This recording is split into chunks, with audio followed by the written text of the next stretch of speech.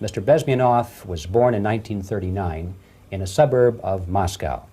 He was the son of a high-ranking Soviet Army officer. He was educated in the elite schools inside the Soviet Union and became an expert in Indian culture and Indian languages. He had an outstanding career with Novosti, which was and still is, I should say, the press arm or the press agency of the Soviet Union. It turns out that this is also a front for the KGB. He escaped to the West in 1970 after becoming totally disgusted with the Soviet system, and he did this at great risk to his life. He certainly is one of the world's outstanding experts on the subject of Soviet propaganda and disinformation and active measures. You spoke several times before about ideological subversion. That is a phrase that I'm afraid some Americans don't fully understand. When the Soviets used the phrase ideological subversion, what do they mean by it? Ideological subversion is the slow process which we call either ideological subversion or active measures, активные мероприятия in the language of the KGB, or psychological warfare. What it basically means is to change the perception of reality of every American to such an extent that despite of the abundance of information, no one is able to come to sensible conclusions in the interests of defending themselves, their families, their community, and their country. It's a great brainwashing process which goes very slow, and it's divided in four basic stages. The first one being demoralization. It takes 15 to 20 years to demoralize a nation. Why many years? Because this is the minimum number of years which requires to educate one generation of students in the country of your enemy, exposed to the ideology of the enemy. In other words, Marxism-Leninism ideology is being pumped into the soft heads of at least 3 generations of American students without being challenged or counterbalanced by the basic values of Americanism, American patriotism. The demoralization process in the United States is basically completed already.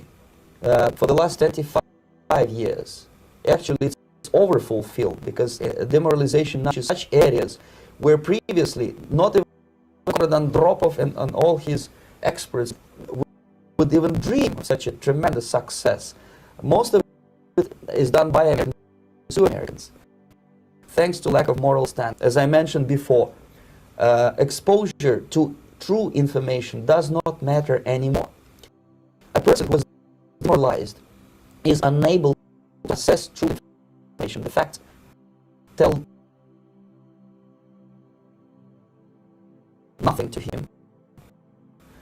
Even if I shower him with information, with authentic proof, with documents, with pictures, even if I take him by force to the Soviet Union and show him concentration camp, he will refuse to believe it until he is going to receive a kick in his fat bottom. When a military boot crashes his balls, then he will understand, but not before that. That's the tragic of the situation of demoralization. The next stage is destabilization. This time, subverter does not care about your ideas and the patterns of your consumption. Whether you eat junk food and get fat and flabby, doesn't matter anymore. This time, and it takes only from 2 to 5 years to destabilize a nation, what matters is essentials: economy, foreign relations, defense systems.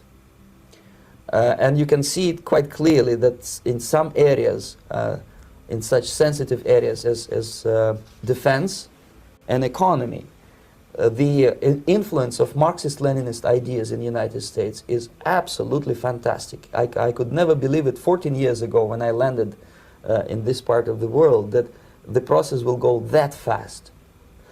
The next stage, of course, is crisis. It may take only up to 6 weeks to bring a country to the verge of crisis. You can see it in Central America now. And after crisis, with a violent change of power, structure, and economy, you have so-called the period of normalization. It may last indefinitely. Normalization is a cynical expression borrowed from Soviet propaganda. When the Soviet tanks moved into Czechoslovakia in '68, Comrade Brezhnev said, "Now the situation in brotherly Czechoslovakia is normalized."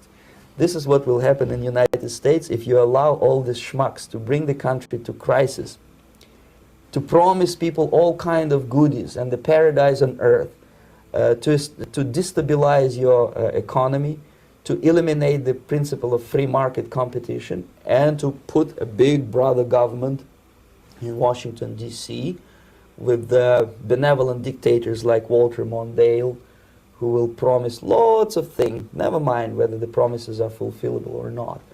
Your leftists in United States, all these professors and all these beautiful civil rights defenders, they are instrumental in the process of the subversion only to destabilize the nation. When their job is completed, they are not needed anymore. They know too much. Some of them, when they get disillusioned, when they see that Marxist-Leninists come to power, obviously they get offended. They think that they will come to power. That will never happen, of course. They will be lined up against the wall and shot. But they may turn into the most bitter enemies of Marxist-Leninists when they come to power. And that's what happened in Nicaragua. You remember most of these former Marxist-Leninists were either put to prison or one of them split, and now he's working against Sandinistas. It happened in Grenada when Maurice Bishop was already a Marxist. He was executed by a new Marxist who was more Marxist than this Marxist. Same happened in Afghanistan when first there was Taraki, he was killed by Amin, then Amin was killed by Babrak Karmal with the help of KGB. Same happened in Bangladesh when Mujibur Rahman, very pro-Soviet leftist, was assassinated by his own Marxist-Leninist military comrades. It's the same pattern everywhere. The time bomb is ticking with every second. The disaster.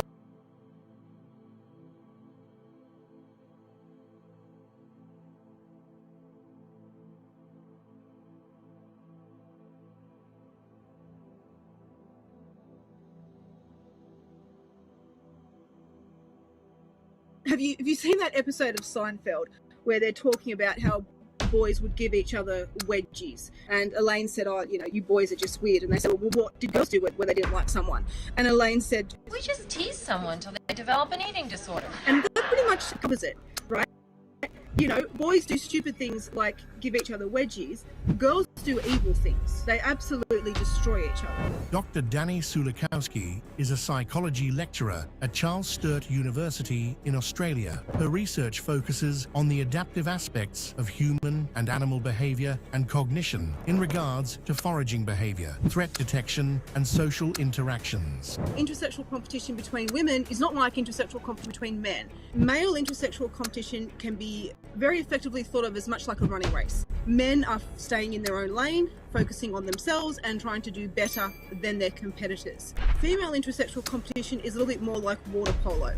It looks like something like a fair game on the surface, but underneath the water it's just nothing but nastiness and sabotage. Female friends pair up, who are of approximately equal mate quality as well. What women are doing is cultivating these social networks, bringing men into the social networks, and then kind of hunting in packs, if you will. The function of these groups is for the women to bring in a bunch of men, and they can then compete very strongly amongst themselves for those men, but cooperate together to keep other women away from those men. The single biggest predictor of who hooked up with who on college campuses, more than anything else, was enrolling in the same courses, interests, politics, everything.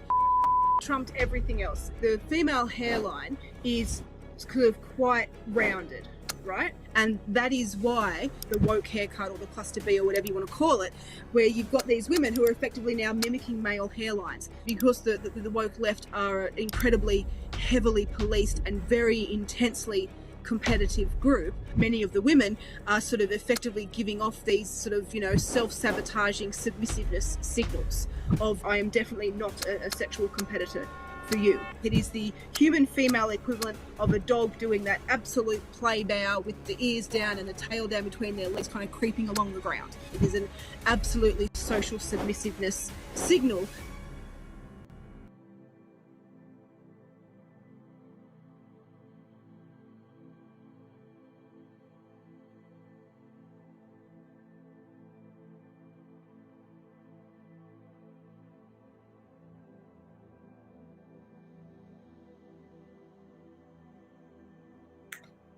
All right. Here for another video, man. First thing that I want to say, I hope that you have an open heart and an open mind to what I got to say. I know a lot of times online, there's a lot of pandering, there's a lot of people marketing to your biases or your interests, basically telling you what you want to hear. But within that paradigm, from my perspective, you're not able to learn new information. And so the show that I'm putting together is basically my kind of show. It's a little bit of spirituality, it's a little bit of current events, a little bit of history, a little bit of mythology, because all of these things exist in the world, and I don't cover everything. Like, I'm not about to talk about the futures market or, you know, if the Braves are going to sign a new pitcher for next season or anything like that. I'm going to just speak to the things that it might sound like a cliche, but it can only be it can only be something that is spirit led. And these videos that I've been doing lately have been rather long, rather dense, and of course they're not for everybody. Uh, this is just a show for people that like to learn and put shit together, that got an open mind, that might want to smoke a blunt and crack open their laptop, and while I'm talking they do their own research, they take their own notes, you feel me? Or you at work and you want 3 hours to go by in light warp speed, you can cut this on. And we're gonna get into it in every detail, in every nook and cranny, because I'm to the grave understanding that we have reached a crisis point within our country, that right now, right, black people, mainly single black women, are put onto the forefront as the poster child of what I'm labeling and titling mass hysteria. But I feel like the shit's gonna hit the fan when the quote unquote rich person ain't able to matriculate the ways that they used to based upon the past. But give me 1 second, let me check on something.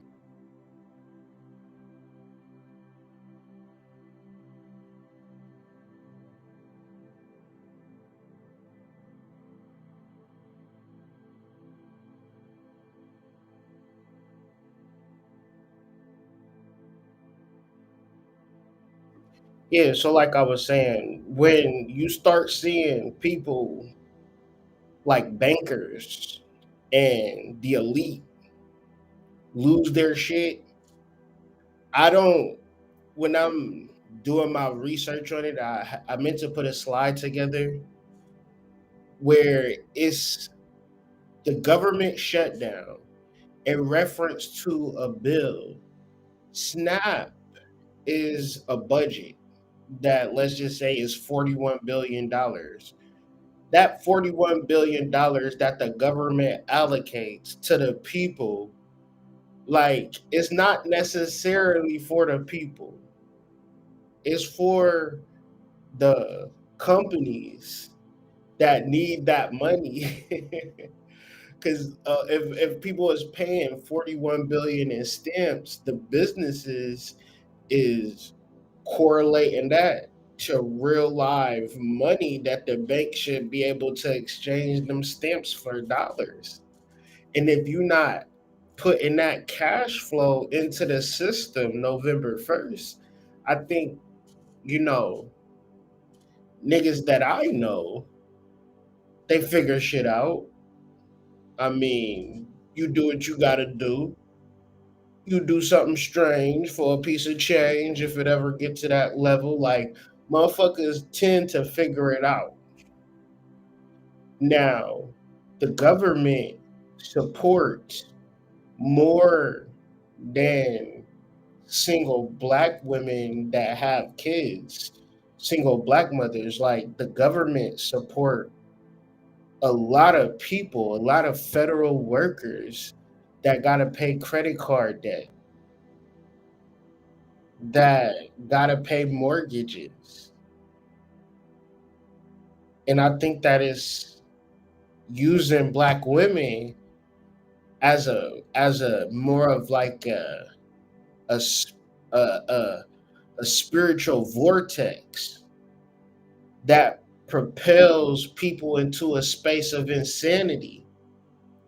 Because here we are talking about tax people money that people is spending, but then we have the government controls and what we should do and how we should allocate that quote unquote taxpayer money slash fiat currency slash we print it in the central bank slash we give it to people that we like slash we don't give it to people that we don't like slash we living in a corrupt society. So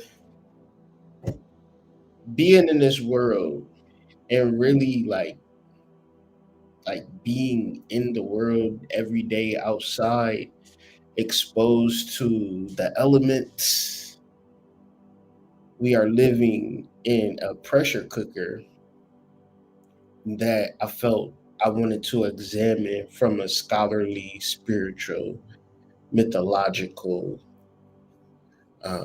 blah, blah, blah type of way. And so the concept that we're starting off with is the concept of feminization. And it was like a bunch of things had came together where, I mean, since like 2011, downloads that I've been getting for years, and I just didn't never know what to get with it. I did research on certain words, certain dichotomies, certain rabbit holes, certain books, but it never really connected until very recently.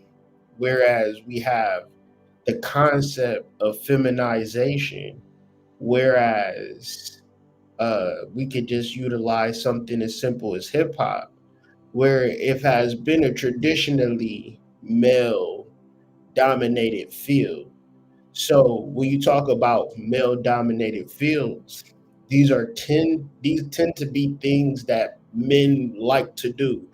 And the thing about men is that we very vulgar and we very direct and we can be downright mean and raw with the wordplay, but then dap it up like, all right, that was some ill shit, and act like it's nothing.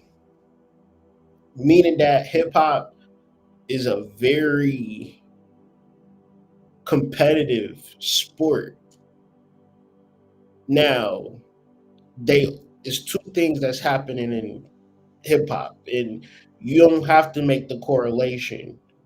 Uh, but the correlation is there because we live in a world where this shit is happening. Um, Hip hop is on a decline, but then the biggest stars in hip hop are women. And fuck hip hop. I'm not saying that women, and that's really the main thing. And I know throughout this video, people are gonna be like, "Are you speaking bad against women?"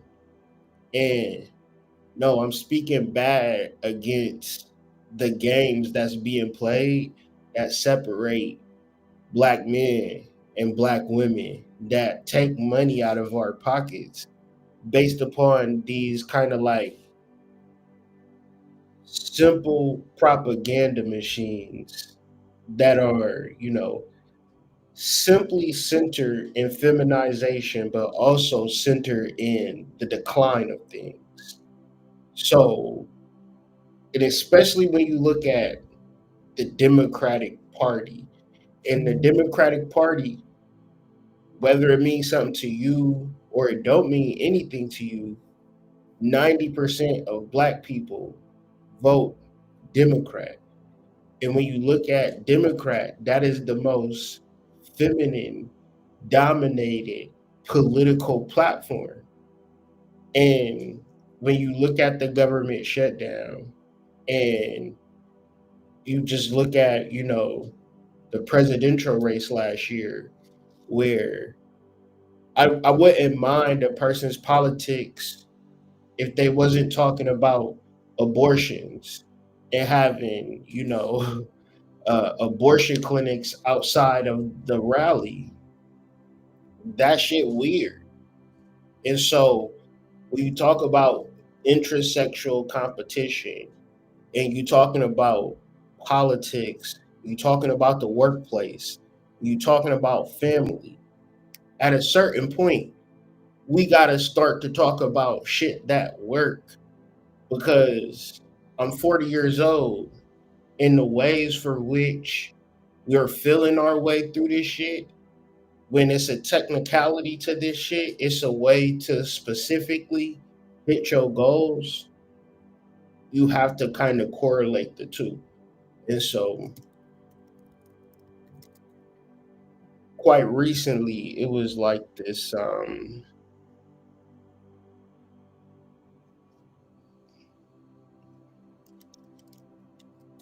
viral meme that was going out talking about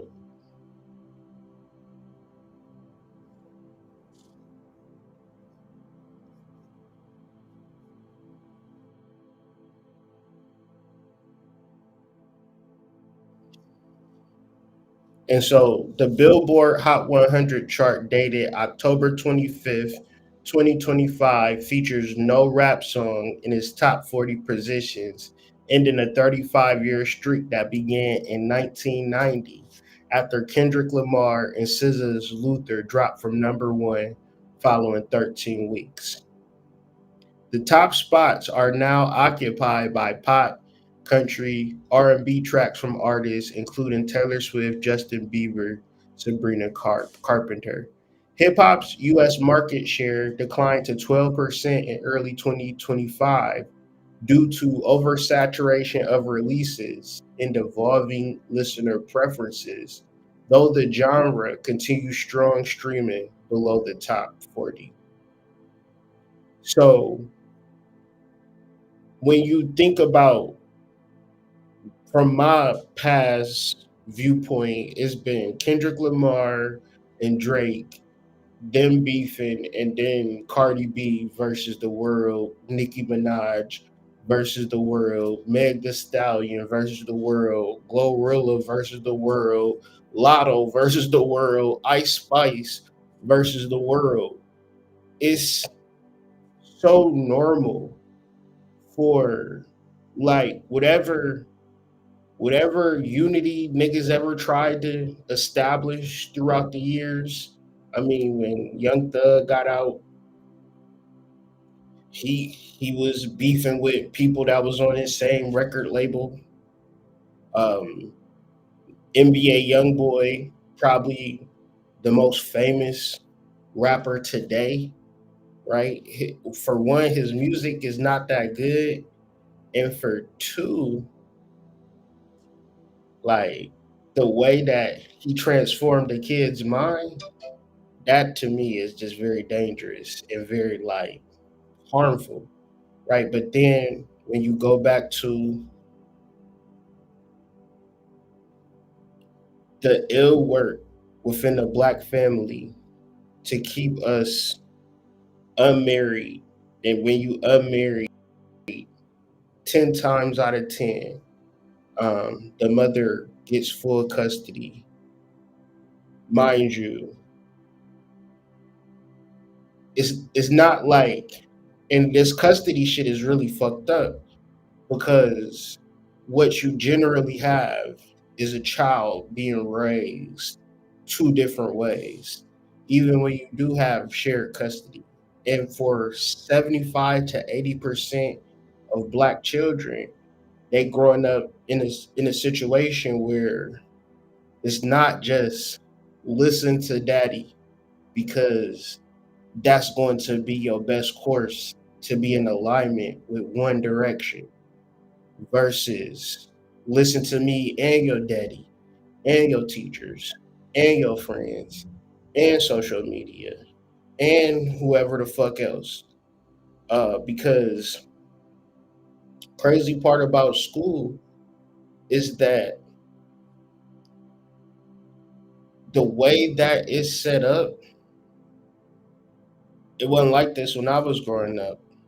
But now the students can have a secret relationship with the teacher.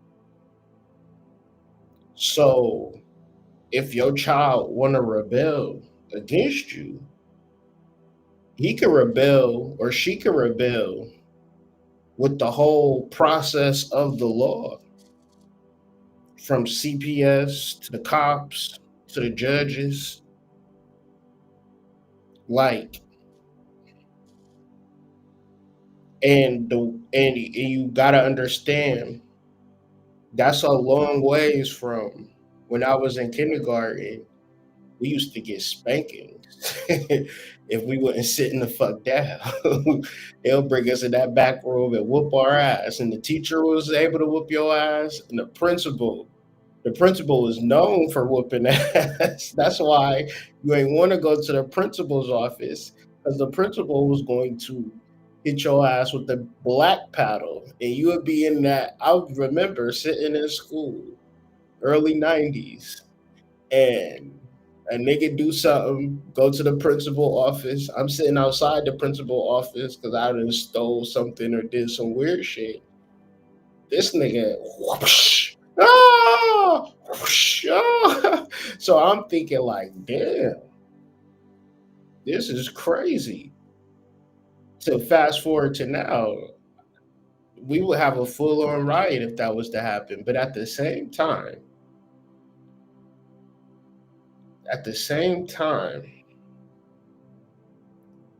teachers is quitting because the kids ain't worth shit. And at the same time, other teachers is going to jail for having sex with the damn kids.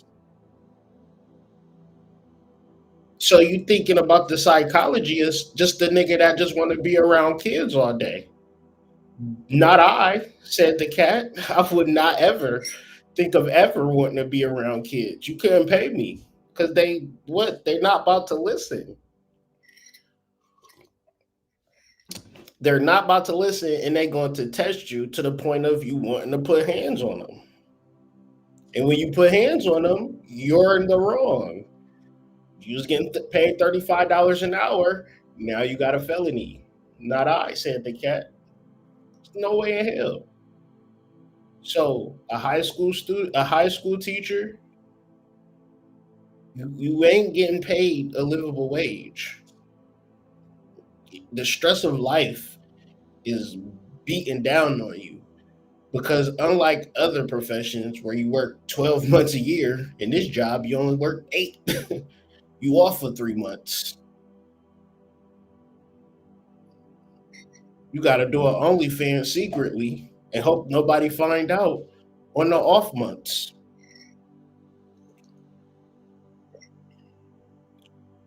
So I'm saying all of this to say, school ain't shit in 2025. You are not sending your kids to learn. You sending your kids to be traumatized. My son is on an online school, and the bitch, and I'm gonna call her a bitch because she got on a bonnet. She 12, but she got on a bonnet. She got on pajamas, and she writing "I love you" letters to my son and shit, flirting with my son and shit. I'm looking at this shit with my own eyes, like, give me 1 second.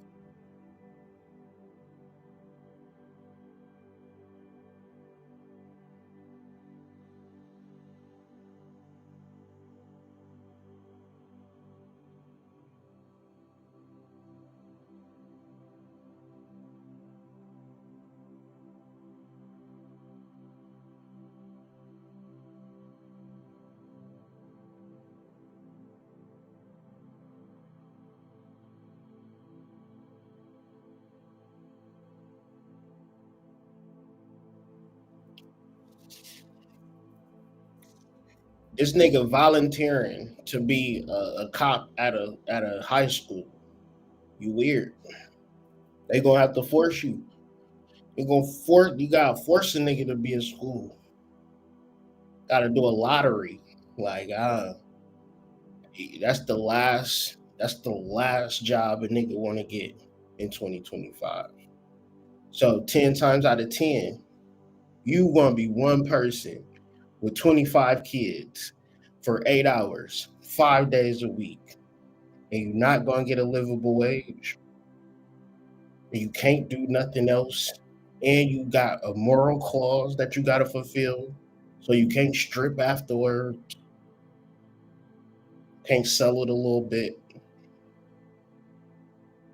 So and I'm just here, man, to deliver the good news, man. I promise you that. We are in a mass hysteria, right? Because motherfuckers is having babies, but nobody is getting married. Nobody is having long-term relationships. And then when you ask them why, fuck if you had kids or not, you just had a boyfriend or some shit. Why you break up with your boyfriend? We had a disagreement. We had an argument. I didn't see my future, meaning we had a conflict and we didn't resolve our conflict. And it's 2025 and the statistics are scary.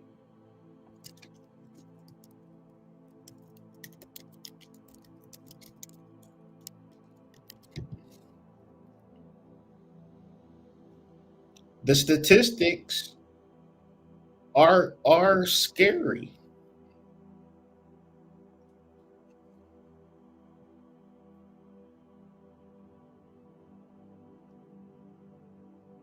In reference to the rest of the world.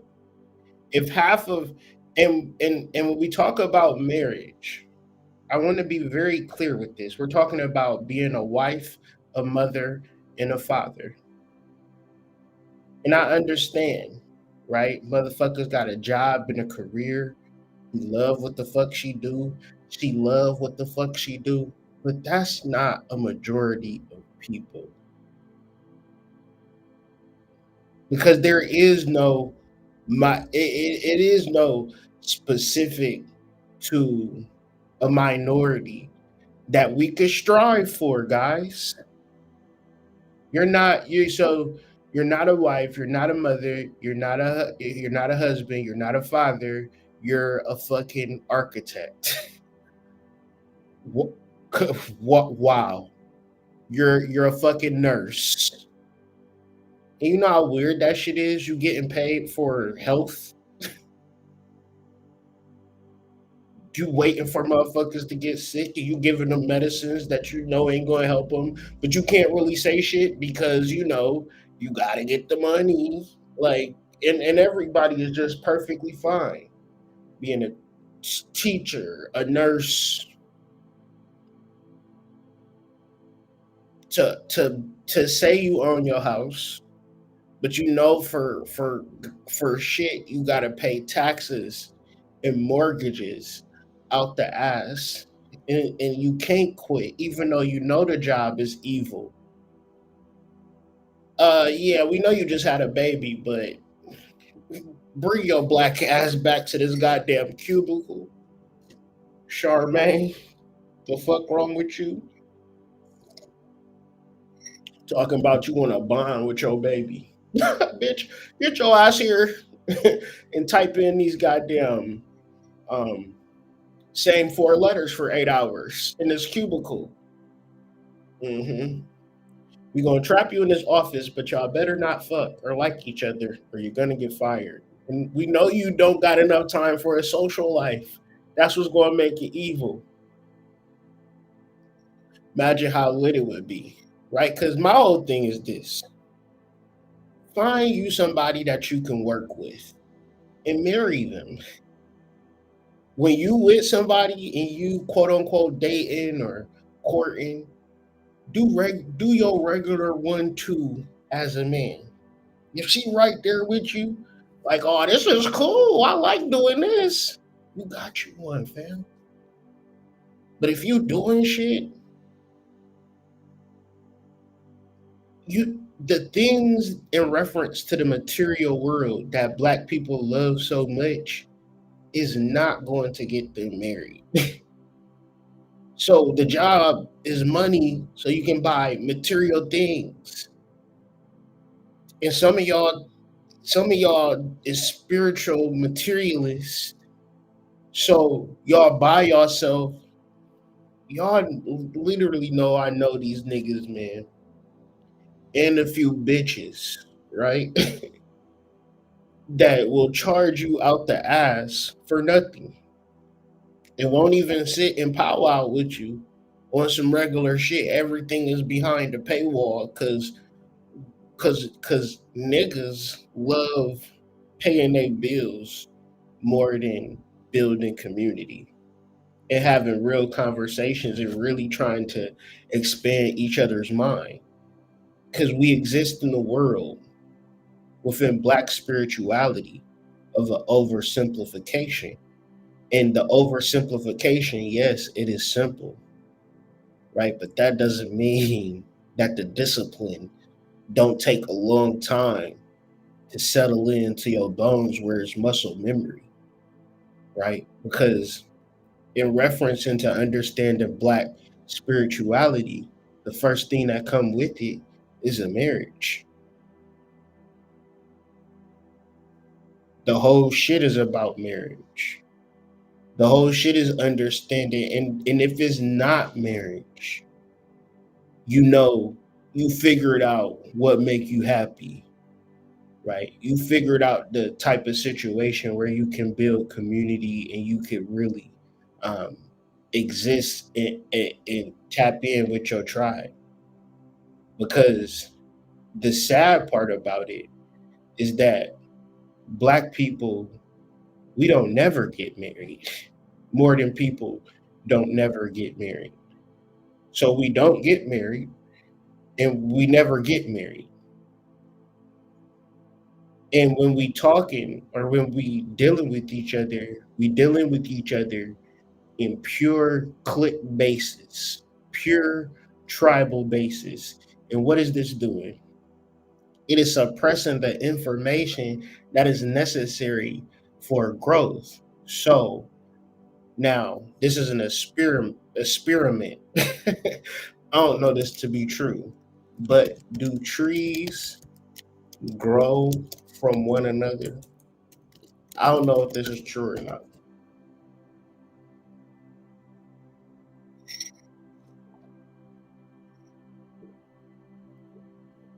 No, trees do not grow from one another in the sense of one tree evolving from another. I don't think, I mean, like, do trees share nutrients? That would be a better word. Do trees share nutrients?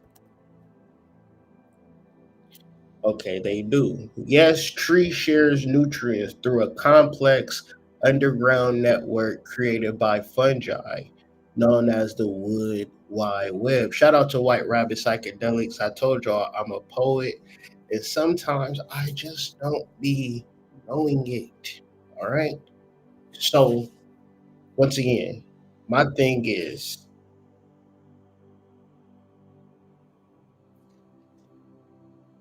it's so many ways that I can go about it. But I would say don't think that you're the exception to the rule when it comes to Black Revolution. And the first step of Black Revolution is Black love, because without it, you have no purpose and you have no ways to build. And the second step is to find somebody that you can build with. You know, I mean, no nobody want to be with nobody horrendous, right? But at the same time, fuck it. God love us hood niggas. Because next to Jesus on the cross was the crook niggas. You know? You find the treasure in the ones and twos and threes. That's where the treasure at. You gonna get your trauma in them 8, 9s, and 10s. That's where you gonna get fucked up at. So all I'm saying is this. Are you psychopathic and crazy as hell to think that your career or a decision that you're making for yourself for whatever reason is going to be better than the conflict resolution? Like, how couples handle disagreements is more crucial than the presence of conflict itself. So you gonna tell me you're not gonna be with a nigga because he got problems. He not ugly, he not rich, he not tall, he not strong, he not weak, he not girly, he not manly, he not light enough, he not dark enough. Well, that's gonna be expected. How do you handle that? Right? And if you like, this is really foundational shit that you solve this within yourself. You attract the nigga the next day. I mean, you always attract the nigga because you beautiful, right? But within you, what tends to happen is you start to hate niggas. And you don't hate men, you just hate the fact that you're unable to handle the disagreements. And so since you see niggas as a constant disagreement and you don't have no skills to handle those disagreements, you're going to freeze yourself out for even wanting to deal with niggas and not say, fine, you're not a wife, you're not a mother. That's cool. You want to be, and people like, well, that's when the motherfucker hit you with, hood, I can't have kids, hood. They hit you with that 1940 slang. I'm barren, hood. You don't take your goofy ass to the adoption center, all these badass kids that ain't gonna never see a home. Girl, all these kids, mamas addicted to goddamn opiates. They dying every day off the fentanyl, girl. Pregnant and all, delivering a baby, high as hell. They ain't never seen the mom, nor a mom, and you sitting there feeling sorry for yourself. I'm so barren, I don't got a child, so I'm gonna just go to sleep here by myself. You don't wake your selfish ass up and file a paperwork for foster care. Cause you ain't did shit but fucking get some goddamn beer. Fucking grown ass motherfucker drinking beer. Cause you sad, cause you lonely. And these damn kids fucked up, yo. The world a fucked up place, yo. Now, the ways for which a person can exist in a job be the same way you can exist with your kids and with your partner. And on one hand, you say, I don't want to starve, so I'm going to work. On the other hand, I don't want no nigga telling me what to do. I ain't about to be with no cheater. I ain't about to be with no nigga that ain't rich. I ain't gonna be with no nigga that talk back to me. I ain't gonna be with no nigga that got mommy issues. This nigga love his mama. Whatever reason, whatever conflict you can have, you can resolve that conflict. And I'm saying the mentality that you have within yourself, it's already available to you because we're talking about spirituality and magnetism. And I'm not even talking about shit that I don't know because peace happens within, right? So you don't have to really be with nobody to be at peace. But when you truly at peace, when you truly understand your nature, you could do all of the things that you enjoy to do. You could help people when you feel like helping people and be in perfect alignment. Right. And once again, I'm saying this to people because the ways for which of the devil, because once again, The saying that I've been saying this week when I've been seeing shit on the news or my wife has sent me an Instagram video, my shit is the devil is in control. Don't be surprised, right? Don't put it on autopilot when the devil is in control, right? And that's why shit. I always say I wish I could do more videos, but shit, the devil is working overtime. I gotta work too. And you know what I'm saying? What they say, idle time is the devil's playground. So you just gotta get up on a good foot, like James Brown. And I'm saying all of this to say, we cannot be living in a world where the most simplest thing, the most innate thing, the most biological thing, which is black love, it is the formula. And it take the video, it said it take 18 to 20 years to destabilize some niggas.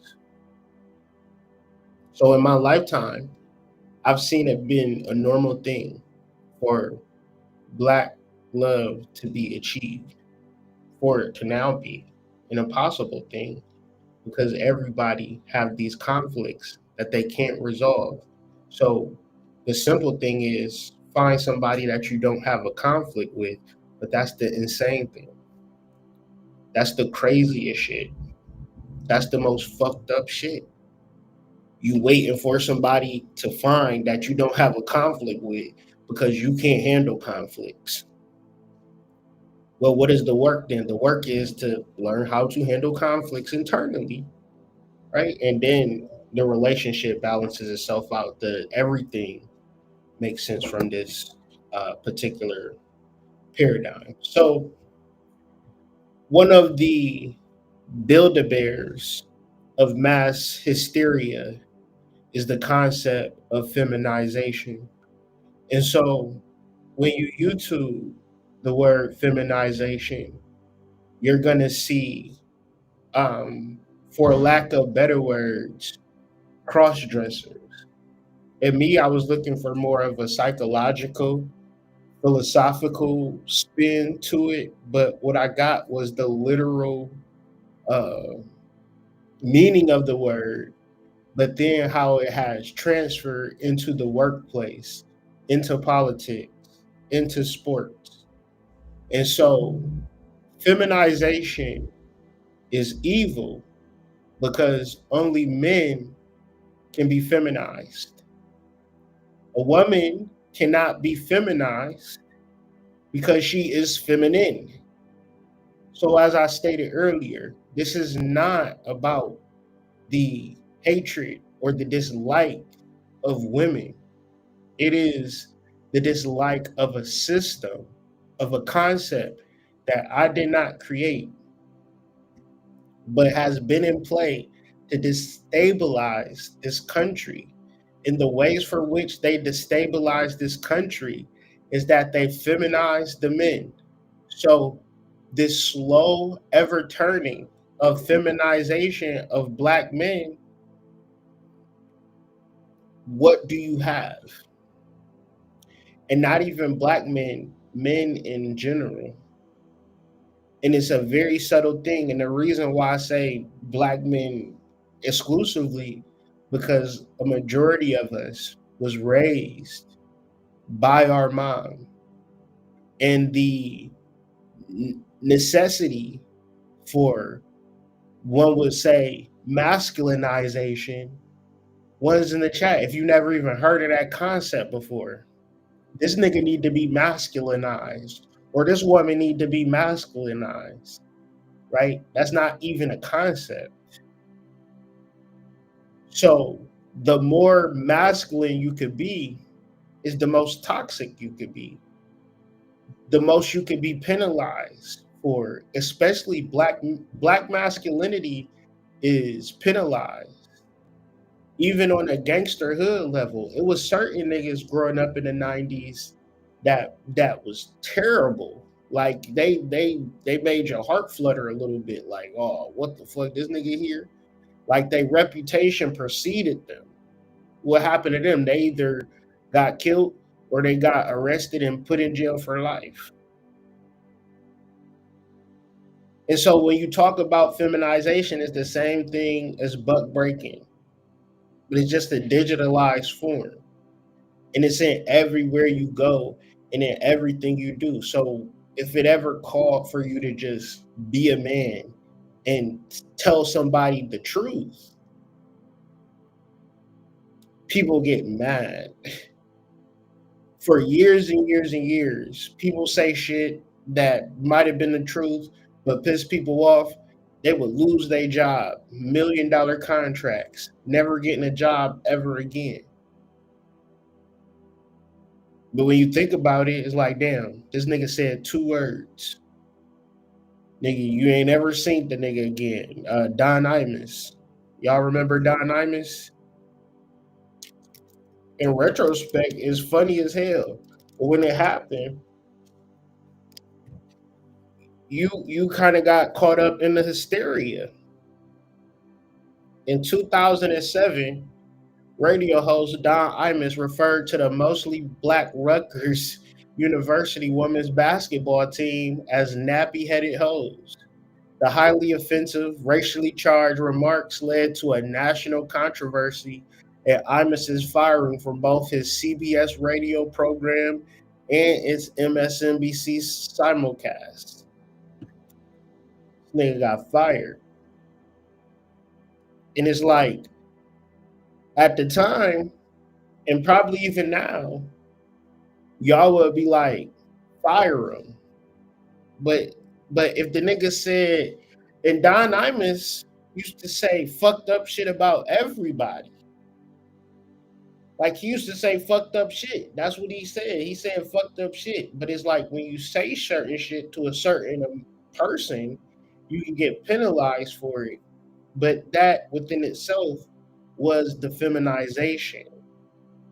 It is a conditioning method for men that in this space and time, you always fuck this space and time. Let's be clear. You've always needed men to speak up for you. You've always needed a dad to protect you and defend you and guide you. And when you didn't have it, it fucked you up. You can be feminized to say, I didn't actually need my dad, actually, because my mom, she was Superwoman. My mom worked 2 jobs and went to school, so.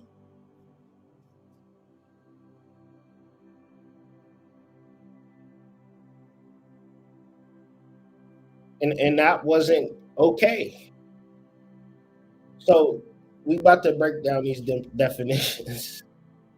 Feminization or feminization, sometimes forced feminization, also known as sissification. And I'm telling y'all, this is an evil joke. We are at war. This is 4th stage, Cold War, funny ass shit. When Russia look at America and Americans can barely get off their ass, and Americans is so materialistic, and Americans don't like each other, the men don't like the women, and the blacks don't like the whites, and everybody is in their own little bubble.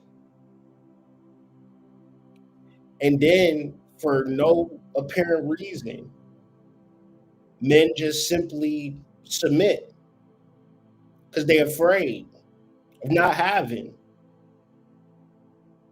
So what are they submitting to? They submitting to, do y'all see it? Dwayne Wade, Magic Johnson, Brad Pitt, and it's always Will Smith. Will Smith. This is a practice in dominance and submission in kink subcultures involving the reversal of gender roles and making a submissive male take on a feminine role. Now, The same word, feminization. But it can also, this is the part that I want to hit on, but it can also refer to the increasing role of women in traditionally male-dominated fields. So, once again, it's always going to be weird for a man to want to be a woman aesthetically. So, it's always going to be a process that may or may not, it might hit or miss.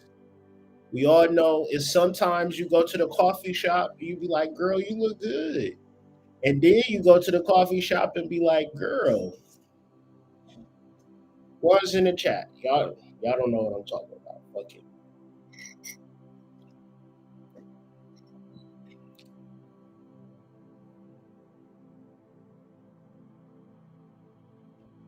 So when we are discussing feminization, the thing that it affects women in this, it affects women in the way where it's feminist ideologies that say it's going to be better for you to have a career. Because when you have a career, you're not going to be dependent on a man. You don't need a man if you have a career. But you never really get a career. What you usually get is a job. And when you got a job, you hate that motherfucker. As long as you got a job, you got to be somewhere, you got to do something, and where you never get the financial freedom that you're looking for because the job don't want you to be financially free. The job ultimately wants you dispensable, and it want to give you just enough to keep you coming back. So we live in a world today in 2025 where full-time workers are homeless.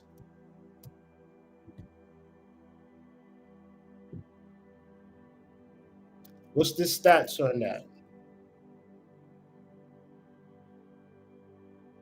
Over half of the shelters and over 40% of unsheltered homeless individuals work.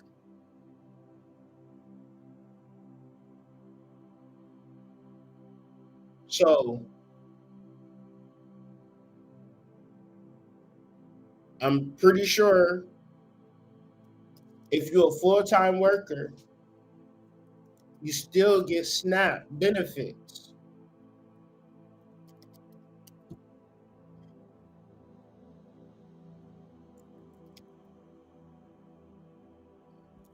What's the stats on that? So 28% of all SNAP households had earned income. And among those with children, 55% had income. So more than half of the parents get assistance. So what is that saying? It's saying a lot. But what it's saying to me is that people are not getting paid enough. And when you're not getting paid enough, you're going to go the fuck crazy. Because when they start talking about niggas in 2025, they going to call us the slaves that did not know that they were slaves. Or they going to call us the slaves that had it worse than the slaves. Because the slaves at least had a place to stay. Slaves at least had transportation to and fro the goddamn cotton field. Now you got to fend for yourself, and you're living in a country that is not asking you. This country is not asking you whether or not you want to live in a single parent household. It is demanding that you have dual income. The rent prices is considering the fact that two people are working full-time jobs. It's already considering that. The rent is not considering one person working a full-time job. So if you are a single person working a full-time job and you make considerable amount of money, it's telling me one of two things. You paying high rent and you're not getting SNAP benefits. And you gotta probably pay for a car, and a new car, you gotta pay at least $700 for insurance. You paying at least $2,000 for rent. When you adding up all of the bills, all of the amenities, all of the shit that you must have, you live in check to check. But then at the same time, motherfuckers will shame SNAP benefit workers or SNAP benefit receivers. But it's like, come on, y'all not even shaming the defense. Y'all not even shaming the federal workers. Y'all not even shaming the grocery stores, the Myers, the Krogers, the Walmarts that take EBT and convert that EBT ain't real money in a sense. It's real money in the same sense that is real money. They could give us $88 trillion in food stamps. It'll be the same thing. So we are in the same position that they were in the 1890s, the Gilded Age, where the wealthy got so wealthy and the poor got so poor that people had to realize who the government worked for. Government don't work for themselves. The government don't work for the elite. The government works for the people. But us as a society, we have been so feminized, meaning the soldiers, the men that's supposed to fight for our country against foreign powers. These niggas talk about 6'7", 6'7".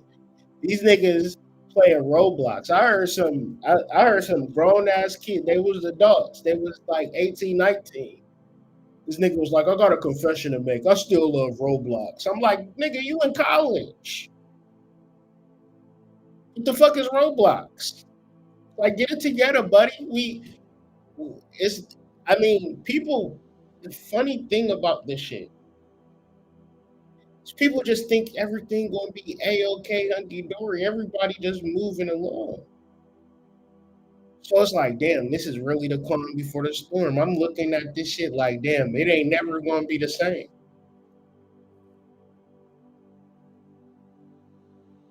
And when we ready to fight back, these niggas will be like, hold on, let me I got some hoes on the other line. I'm FaceTiming these bitches or whatever the case may be. And so feminization, right? And when you talk about DEI is a system that propelled mainly European women in positions of power throughout the state to make decisions in reference to how they was going to make decisions. So will they make good decisions? Yeah. Will they make bad decisions? Probably. Because you in a world where it's all about technicals. The feminine principle is a principle of feeling, of emotion. So where she would be good at, you taking her out of that element, you putting her in an element where she wouldn't be good at, and then we'll say, well, don't nobody want to hear nobody rapping about pussy all day. Well, shit. Every time she go outside, niggas is trying to get that pussy. So obviously in her mind, that pussy, it got a lot of power, so she gonna rap about it on every song. Her pussy fat, her pussy wet, her pussy bald, her pussy hairy, her pussy skinny, her pussy ain't got no bodies on it, her pussy ain't got no mouths on it, her pussy talk, her pussy walk. He's like, man, I don't even know what's happening with hip hop. Cardi B versus Nicki Minaj. Nicki Minaj said her album was coming out in March. I said, come on, man. What we gonna do till like this is all we just gonna wait on Nicki Minaj to drop?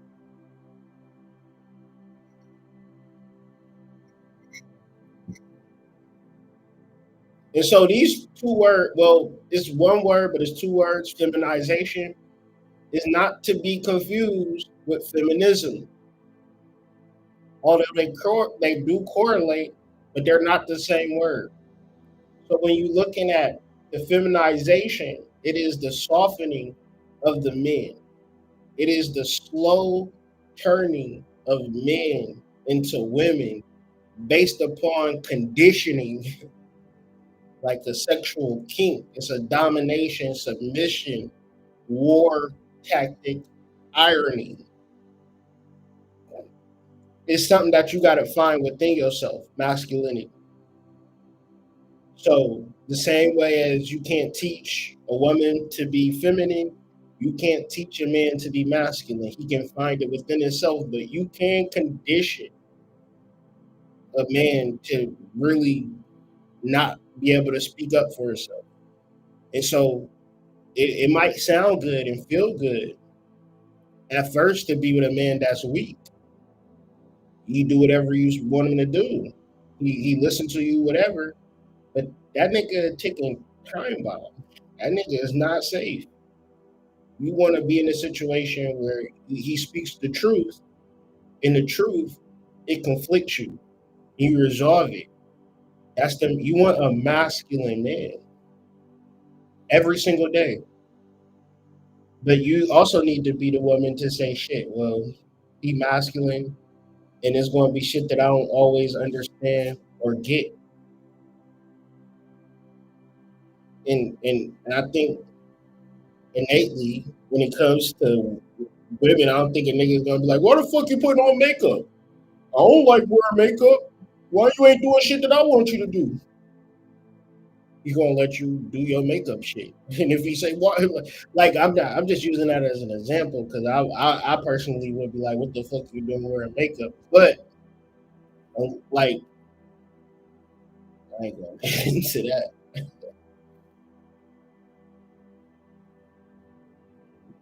Not to be confused with feminism.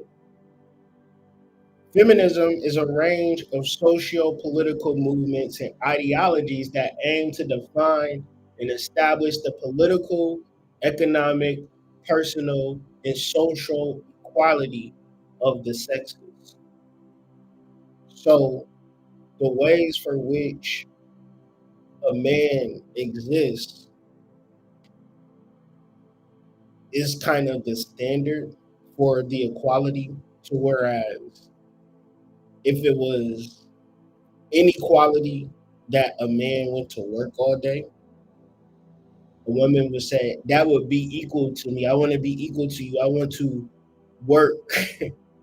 I want to work too, right? And you got to really think about it. Like, you want to come to work, bitch? You want to stand on this goddamn factory floor with me? You want to put yourself at risk for death?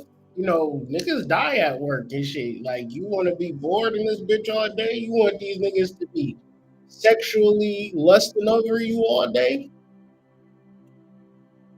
You want to come to work? That's going to make you equal to me? I thought we was already equal, you know? We, like, we being taxed as one household. We being taxed as one unit. We figuring it out as we working together, right? I thought that was making us equal, not the mode of you being able to do what I'm doing. That makes you masculinized. That don't make you equal because you doing what I'm doing. It makes us equal when you do what you doing, and what you doing is the same gravitas, right? Because it's not to say, like in the Bible where they talk about nations, they're not talking about the United States, our tribe, right? Me and my wife is the nation. Our kids and our kids' kids, that's our nation. And we ruled that. We sovereign and we ruled that. That is what we established. And it's nothing that I would do that make me unequal to something that's already whole. When it's already one, there is no room for inequality. But in this particular paradigm, the cultural universal that is known as marriage is escaping 75% of us. And a lot of it is due to feminism, whether covertly or overtly. And feminization, feminism is not the same as femininity, right? So femininity is within you. None of these things can be exploited and used against you or used to hurt anybody, because part of this is the education of the divine feminine and the divine feminine coming online and seeing what it is or what it ain't. Because once again, if it ain't marriage, if it ain't children, then what is it, right? And I'm not saying that to be facetious. It's not a gotcha question. It's like something that, because marriage and family is like is very much a motivating factor. It literally instills purpose within you because you understand that your destiny is just not your destiny. It is you and everybody around you.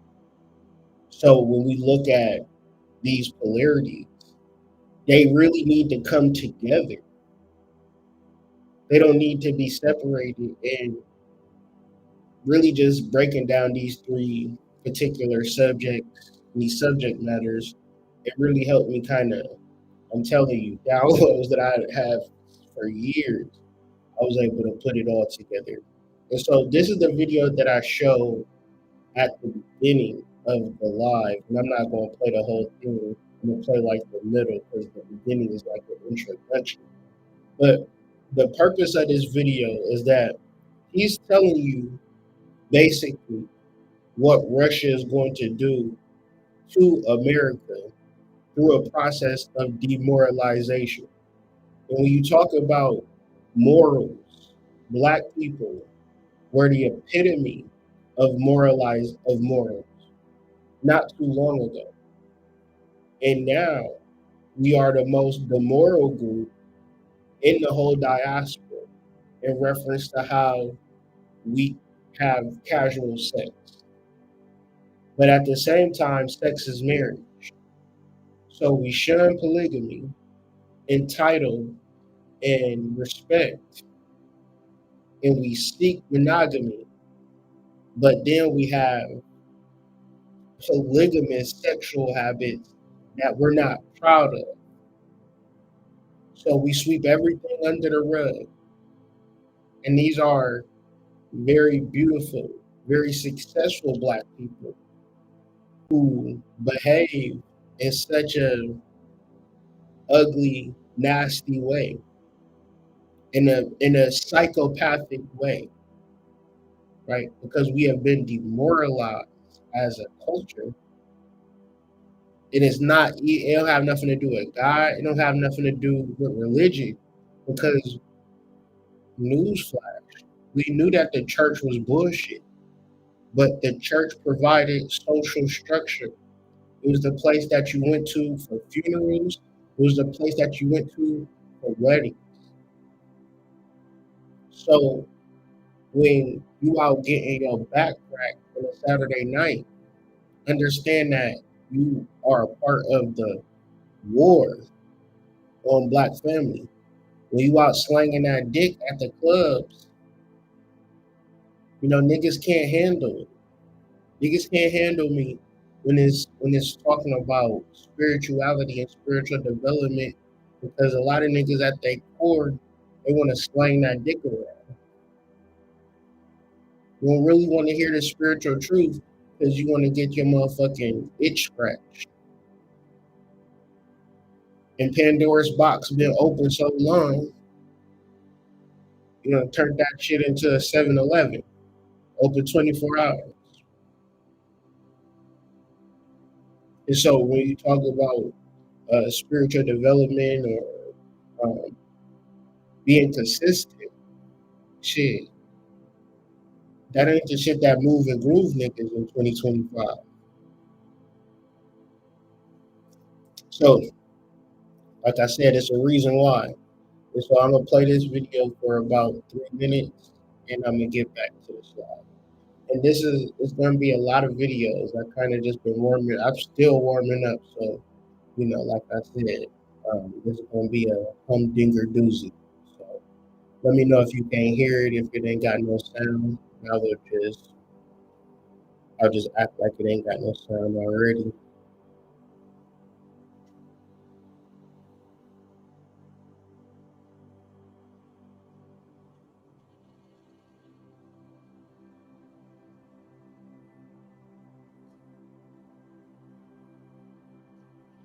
I want you to listen real closely to what he said too.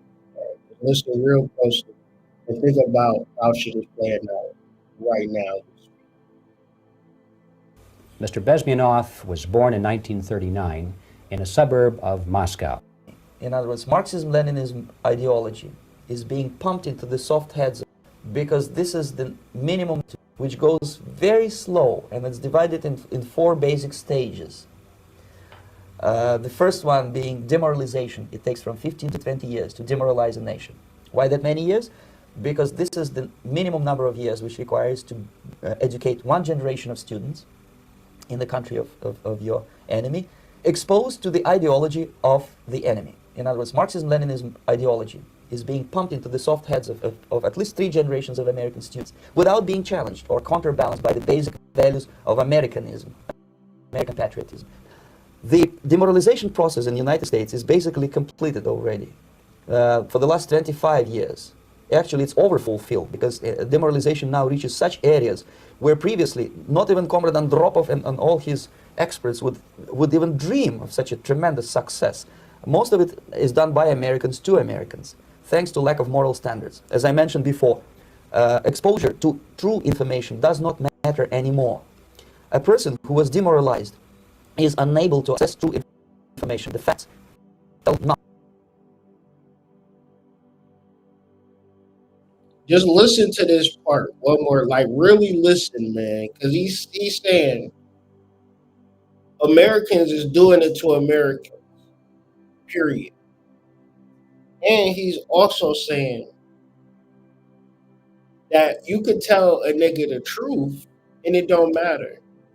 That's why I'm going to sit back and I'm going to do my show and I'm going to sit here and I'm going to talk shit, because if it's somebody out there that want to hear the truth, that want to just get down and dirty with this shit, let's go. Because I know for a fact motherfuckers don't want to hear it.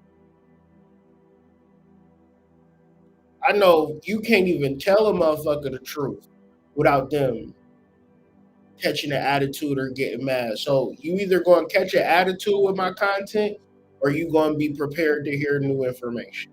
But listen to what he said very closely. He got that accent, and you know niggas tend to tune out a nigga with an accent. But nothing to him. I spoke expression now for the last 25 years. Actually, it's overfulfilled because demoralization now reaches such areas where previously not even Comrade Andropov and all his experts would even dream of such a tremendous success. Most of it is done by Americans to Americans, thanks to lack of moral standards. As I mentioned before, exposure to true information does not matter anymore.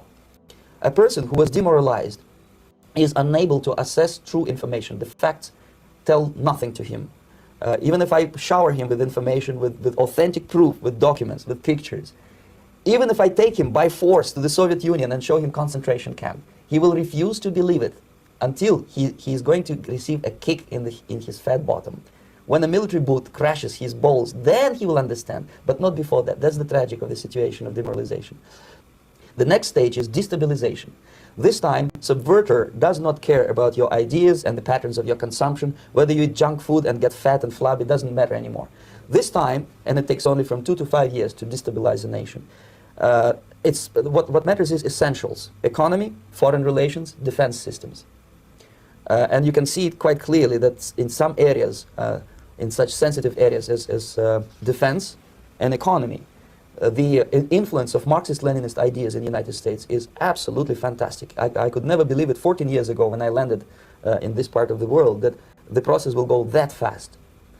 The next stage, of course, is crisis. It may take only up to 6 weeks to bring a country to the verge of crisis. You can see it in Central America now. And after crisis, with a violent change of power, structure, and economy, you have so-called the period of normalization. It may last indefinitely. Normalization is a cynical expression borrowed from Soviet propaganda. When the Soviet tanks moved into Czechoslovakia in '68, Comrade Brezhnev said, "Now the situation in brotherly Czechoslovakia is normalized."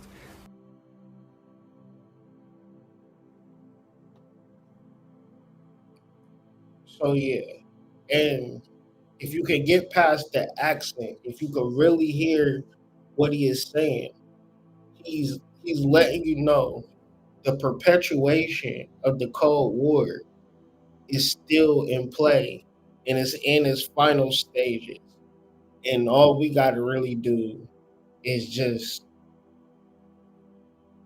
figure it out from the like the team that we on. Niggas is brainwashed, brain rot, brain dead, oversimplified, feminized. Like you start to implement truth and structure, niggas is mad at you. Okay? You like, all right, you want to get some money? All right, we gonna have to do this. Well, I don't know about that. You want to watch this Netflix, this new Will Smith where he fighting the aliens? Yeah, let's do it, bro.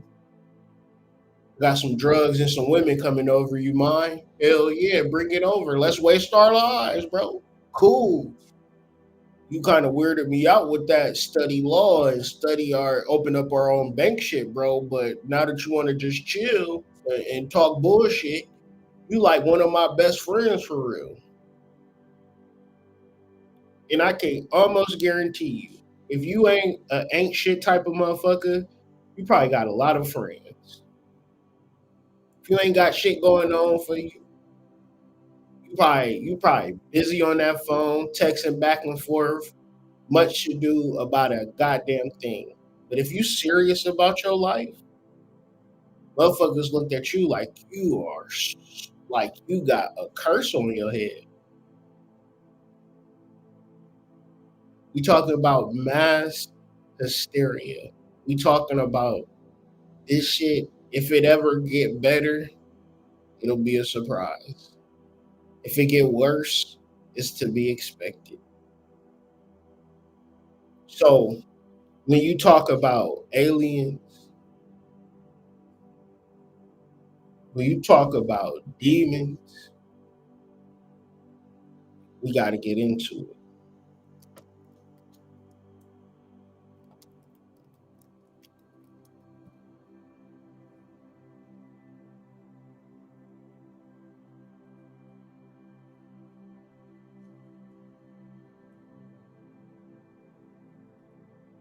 So let's get over it.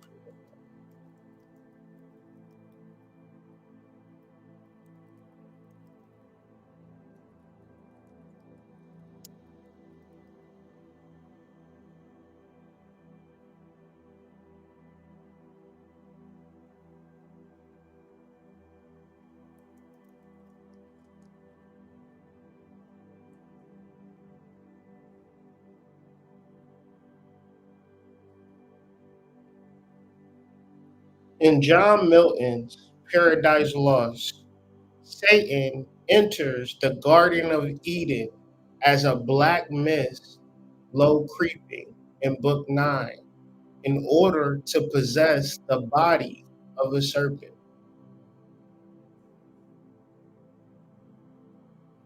And I need those who have ears, those who have eyes. This ain't for everybody, but motherfuckers act a little weird and a little different. And you could be appeasing these motherfuckers. You could be trying to shuck and jive. You could be trying to drink every weekend. You could be trying to watch the latest movie or whatever the fuck people is doing and suffering. Or you could recognize the ways of the devil, the ways of the serpent. So Satan enters the Garden of Eden as a black mist. So in the Bible, it's two creation stories.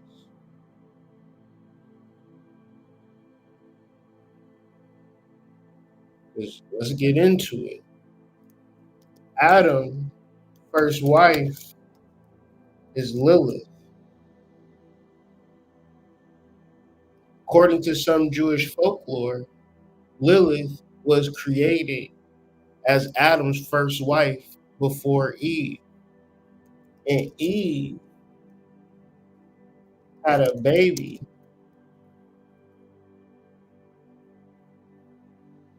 with Samuel named Cain.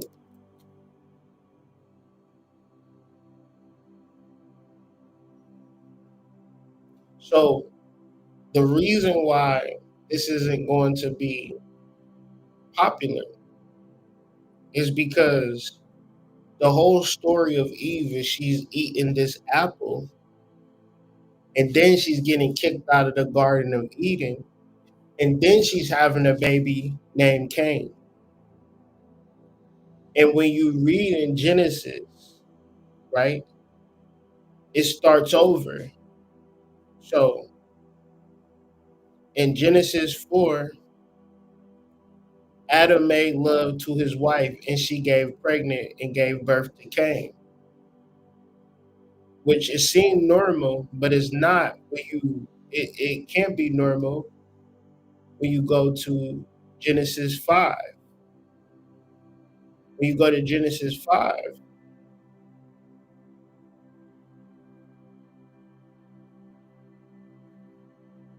this is a written account of Adam's family line when God created mankind and made them in the likeness of God. He created them male and female and blessed them, and he named them mankind when they were created. Watch this shit. When Adam had lived 130 years, he had a son in his own likeness, in his own image, and he named him Seth. Dun, dun, dun. Shit, your pastor never told you. Another episode with the Hood Mystic.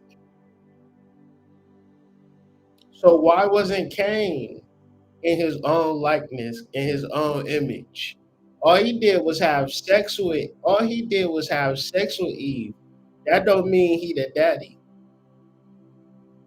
And so all of chapter 4 is talking about Cain and Abel and how Cain basically killed Abel. This nigga is a demon. He a demon.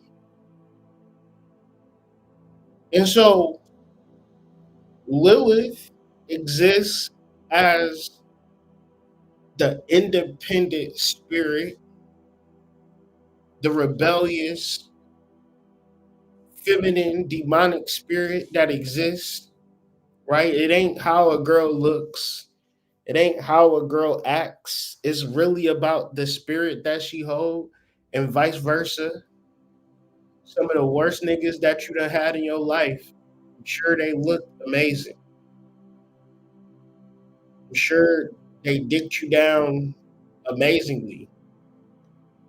But once again, we're talking about morals, and spiritual people shouldn't be even existing on this level. Part of spirituality is a mode of conduct. And then people will say, no, the fuck it's not. It's whatever you want it to be. Well, we would be so much more united and so much more powerful if it wasn't for the dick and pussy games that I seen niggas play out here in these spiritual streets. Because one of the things about having a spiritual platform and being a man is that it may or may not come with attention, but you a goddamn fool to be taking this platform or a spiritual platform and then using it for cheeks. In reference to the first step of black spirituality, because you don't know if you're doing it right. Only way you know if you're doing it right if you got the type of woman that you want, if you got the type of man that you want. Because it's so hard to get the woman that you don't want. I mean, I'm sorry, let me rephrase that. It is so easy to get the woman that you don't want. It's so easy to get the man that you do not want. And so when you play stupid games, you win stupid prizes. In reference to just me personally, when I was ever just understanding spirituality, understanding that I've been here multiple lifetimes, seeing beyond the veil, things of that nature, having spiritual experiences. One of the things that I was introducing to um, just women that I was intimate with, like relationships wise, was like the concept of a womb steam, and not a yoni steam or not a vaginal steam, but a womb steam. Because in reference to the ways for which her fertility is going to be in order, her pH balance is going to be in order, the way she's going to treat me, treat herself, be in tune with her ancestors. Because part of being a woman in this world is that you bred neuroticism, you getting pumped vials of neuroticism subconsciously, unconsciously, covertly, directly. To whereas hysteria being a nervous disease, it is more tuned into the chakras. And when you talk about the chakras, you're talking about the endocrine system, and part of being in a relationship, being with a wife, is having a calm wife, having a wife that's at peace. And in reference to the modern woman, where she only had sex when she wanted to and how she wanted to, and nobody really was telling her how to heal from and to dudes that you didn't want to be with no more, or they was in jail or dead or whatever the case may be. Um, you would have to have a system of how to clear out that energy, and just the overall practices of just um, tampons and Tampax and all of that shit got chemicals in it. And then the number three surgery in the world is a C-section, and that ain't right. And the difference between alternative birthing and labor and delivery, these were just things that I just intuitively knew because, being a patron saint of Pambajira, she kind of was like I'm nice in that delivery room, like as far as like just energy work and just being present and just like understanding things. Like um, by the time Jesse was born, just like just standing up in the shower, and just like just it's beautiful to be a usher for new life on this planet and also caring for the divine feminine. So in this world, there's not enough of that. It's only bitches that's talking to you, trying to get you for your bread. It's not ever people trying to um, inform you on your power and your ways of like really learning how to relax into spiritual modalities.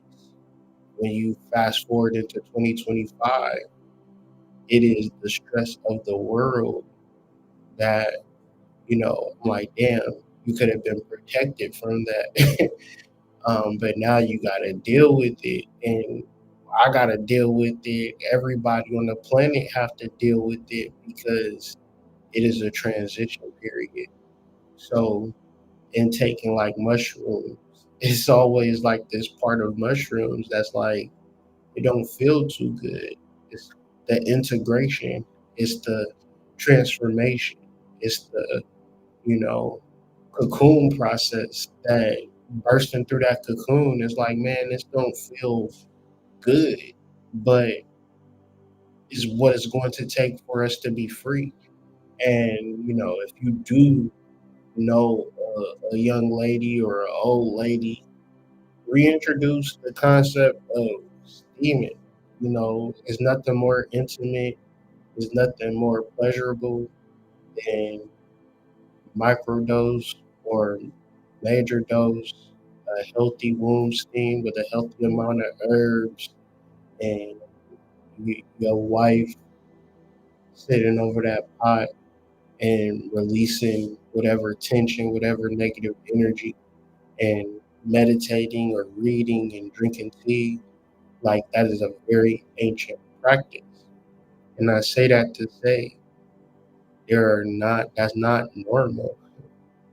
And so the onset of hysteria is all presented for us in reference to feminism, in reference to feminization.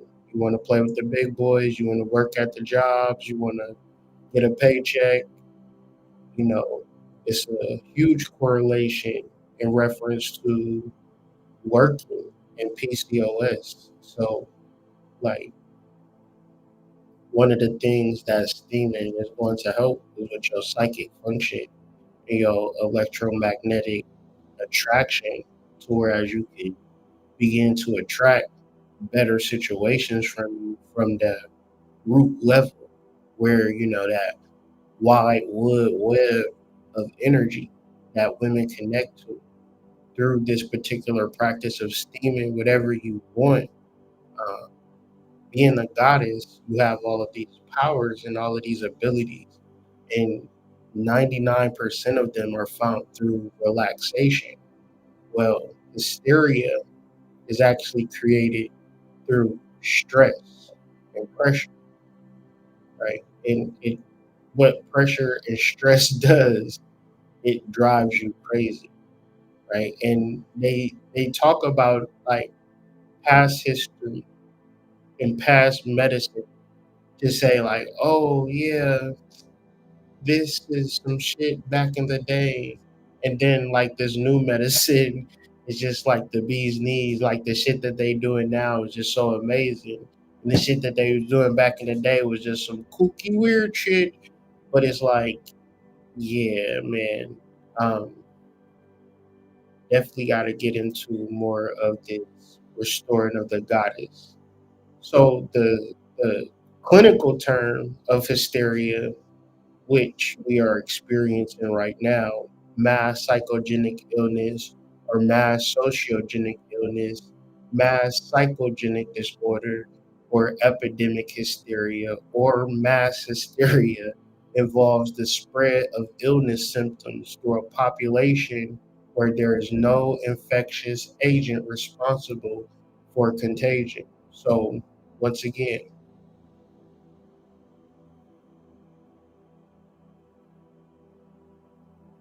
Satan enters the garden as a black mist, low, creeping, right, in order to possess the body of a serpent. So this is a very clinical, spiritual thing that is all culminating into this Halloween weekend. Uh, the asteroid being closest to the sun as it's ever going to get. Uh, People saying it's not an asteroid, it's an alien mothership the size of Manhattan, government shutdown. All of these things are coinciding to say Basically, people trying to see what's good. Once we see what's popping off this weekend, we'll figure out what's going to happen for the rest of the year. So, I mean, I don't know. I like I said, it could be the return of Jesus. It could be George Clinton and Bootsy Collins, D'Angelo and Prince doing a live concert from Mars. I don't know, man. My mind and heart and soul is open for whatever it is to happen, to let it happen. So mass psychogenic illness or mass hysteria is a rapid spread of illness signs and symptoms affecting members of a cohesive group originating from a nervous system disturbance involving excitation, loss, alteration of function whereby physical complaints that are exhibited unconsciously can have no corresponding organic causes that are known. So let's be clear though, right? Because we're talking about, and this is how I said this is like spiritual, because I didn't even know how I got here to this particular chapter. I'd be doing the bibliomancy and I just be opening the book. And so when you think about mass hysteria, you can also think of it like a riot. And so I just opened up the book and it's Luke 12 and it's meanwhile when a crowd of many thousands had gathered so that they were trampling on one another. I'm like, mass hysteria in this? I'm like, yo, this is crazy. Then I kept reading and Jesus began to speak first to his disciples saying, be on your guard against the yeast of the Pharisees, which is hypocrisy. So, what is hypocrisy and what is the Pharisees? We literally have the government and certain classes of people that feel like, for whatever reason, 41 million of people is just some lazy ass bums. And everybody else that's getting government handouts ain't shit. And the only person that exists is the nigga that, work at Ace Hardware or some shit like that. And the government is like literally, playing a game with people, which that they don't even need to play. Because when you talk about this year have already been tough on families. With the way that the prices have been increasing, the way that the rent have been increasing, the way that wages stay stagnant, the federal minimum wage,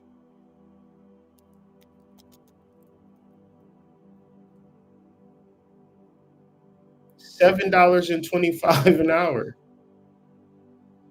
Like that's crazy in these days and times. It haven't changed much since when I was in the workforce, if at all.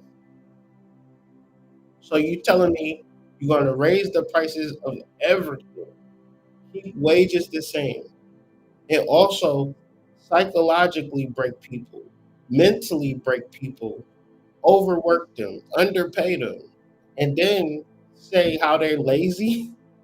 That's hypocrisy. So when we are in this world and shit, I don't know where you find yourself at. You could be on the government side or you could be on the people side.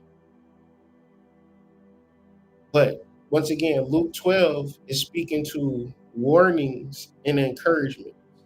And so me just opening this book to this page, it's like it's moments like this where I'm like, damn, you can't really just tell me that God's not real. He's always going to give me exact, like, I'm so old and I've been doing this shit for so long. I feel so ancient when I say that it's always going to give me what I need when I need it. Warnings and encouragements. Meanwhile, when a crowd of many thousands had gathered, so they were trampling on one another, Jesus began first to his disciples, saying, be on your guard against the yeast of the Pharisees, which is hypocrisy. There is nothing concealed that will not be disclosed, or hidden that will not be made known. What you have said in the dark will be heard in the daylight, and what you have whispered in the rooms will be proclaimed from the roofs. And so another connection to this was be on your guard against the yeast of the Pharisees. So first I had to say, like, what is a Pharisee? The Pharisee is basically something that means that is separated from the people. And it's like human beings, it's a Jewish concept, man. It's called Yetzer Hara.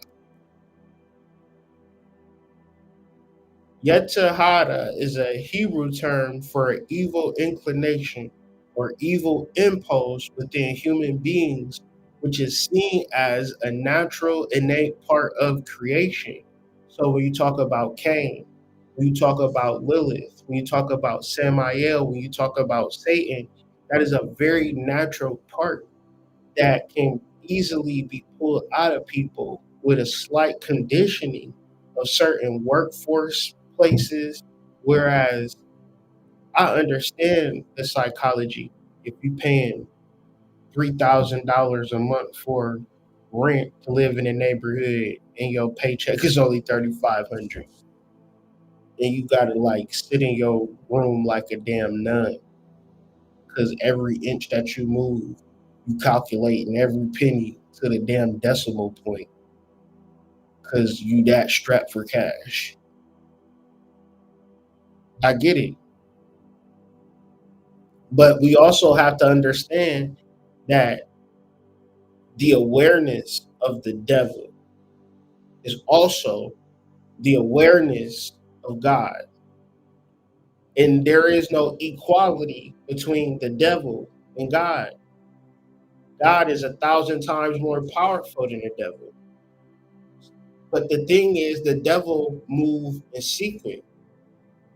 The devil is an innate part of creation. The devil can happen to any person, any human being, any wife, any husband, any child.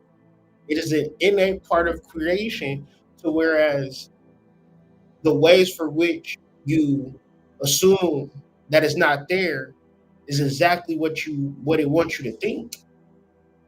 So you won't prepare. So you'll be caught off guard. So you'll be scared. So you'll be unrelaxed. And really, everybody knows what they need to do in every single moment, especially if they have a soul. So it is a force that can lead to temptation and sin, but it's also considered necessary for free will and spiritual development, as without it, humans would have no choice to do good. So, in reference for a reason for God is that she cannot force you to love her. When you are forced to love anybody, that's considered a grape. And you don't have to physically grape somebody. You can mentally grape them. You can spiritually grape them. You can emotionally grape them.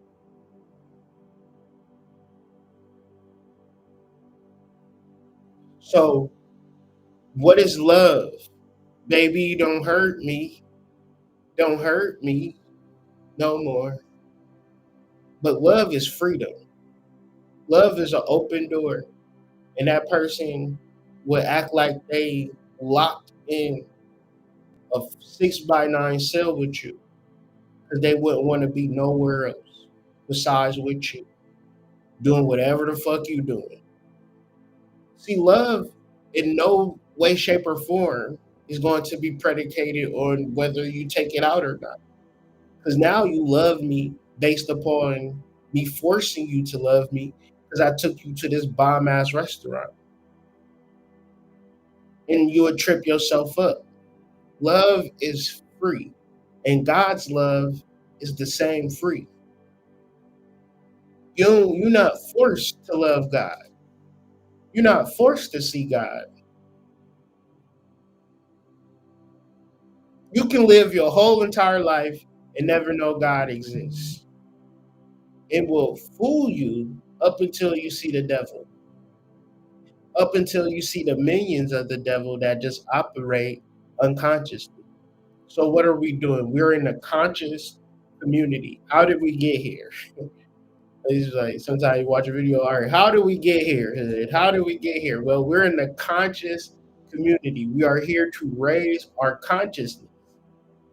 Because if we do not raise our consciousness, then that means we are living unconscious. That means that means we're being controlled. That means we are being possessed by some thought form or entity to do what the young kids say do, crash out, unbeknownst to you. So you ever been in a relationship that in retrospect, you're like, damn, I shouldn't have been in that relationship. But in retrospect, you ended up ruining the relationship anyways because you crashed out.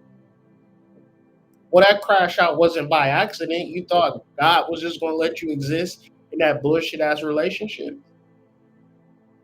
God will pull you up out of a relationship so fast. It's crazy how God works in your relationships. If only I could talk about the ways. Y'all think I'm too weird though. But no. So once again, a Pharisee is somebody that is separate. And so let's go back to the verse. Be on guard against the yeast of the Pharisees, which is hypocrisy. And that was another code because for some reason I was looking up Hestia. I don't know why I was looking up Hestia, but I was looking up Hestia as a goddess. I can't think of my thought process. But Hestia was a virgin goddess of the hearth in the home. And as the god, oh no, Hestia, because she was connected to Hysteria, right? This is the goddess that was connected to Hysteria, meaning that if this goddess wasn't in tow, you probably was crazy. And I'm gonna tell you, back to the question where people might think I'm facetious, like, so you don't want to be a wife, you don't want to be a mother, then what do you want to be? Good, I just want to exist as a free flower. But nobody have that freedom, nobody have that freedom to just exist. And the people that do that, we call them homeless. So, we call them bums on the street. So I mean, if that's how you want to do it, but we're talking about a family. We're talking about how are you going to serve the collective, right? Now, how you going to take care of yourself? Because even the virgin goddess that didn't want to get married, she still presided over the cooking of bread, right? So the cooking of bread connects it to Luke chapter 12, which is connected to Hysteria, which is the book that I just opened up randomly, in which I'm just like, okay, this is also spiritual too. As much as it's political, as much as it's mythological, as much as I'm talking for hours about shit, it to me isn't as all over the place as it might assume to be. And of course, I'm the one that's doing it, so I know I could be completely left field. I know that I got the potential to be crazy. Because that retrospect was a motherfucker, right? But anyways, Hestia, which is the goddess of Hysteria, is the goddess of the cooking of bread, which is connected to the yeast of the Pharisees, which is hypocrisy. So what is this speaking to me? Hestia was also the goddess of the sacrificial flame and received the share of every sacrifice to the gods. So what we're also talking about from a Gnostic perspective is that you gotta have the goddess in tow. You gotta understand this particular energy of the goddess or spiritual power, which is within this is very simple, right? Cooking spiritual meals. I know a lot of people have given up on their spiritual development because I don't know, life is hard. Let's just say that life is hard. And it's a lot of scam artists in this shit that don't give a fuck about your spiritual development. They only care about driving in their Mercedes Benz. That's all they care about. But anyways, thing about me, I don't be lying. I just be funny. But anyway, motherfuckers was caring about pussy where they was caring about speaking the truth to the youth. You know what I'm saying? So wherever we are within this community of gods, wherever we are within our paradigm of family, we have something to offer because the work that we put in is going to lift us all up. But the ways for which we connect to our spiritual side is cooking spiritual meals, the cooking of bread, the sacrificial flame. So offerings of, I put it up, but offerings of frankincense, offerings of myrrh, right? Making sure that you are burning incense, burning shit, like, you know what I'm saying? Like sacrificing, or what I mean by sacrificing is like, I never sacrificed the animal, I never sacrificed the person. The thing that I sacrifice is resins and herbs. And if I can get any like roots, I will sacrifice them. Right? That's just how I choose to sacrifice. If you want to do goats, I mean, knock yourself out. I don't know. Maybe that's the way. But the cooking of a communal feast, right? Easy way to tap in. If you're struggling in your spiritual journey, the best way to tap in, no matter what your relationship status is, right? Cooking for other people, a communal feast. And this is what, like, I always speak of the goddess as an entity or an energy that gives.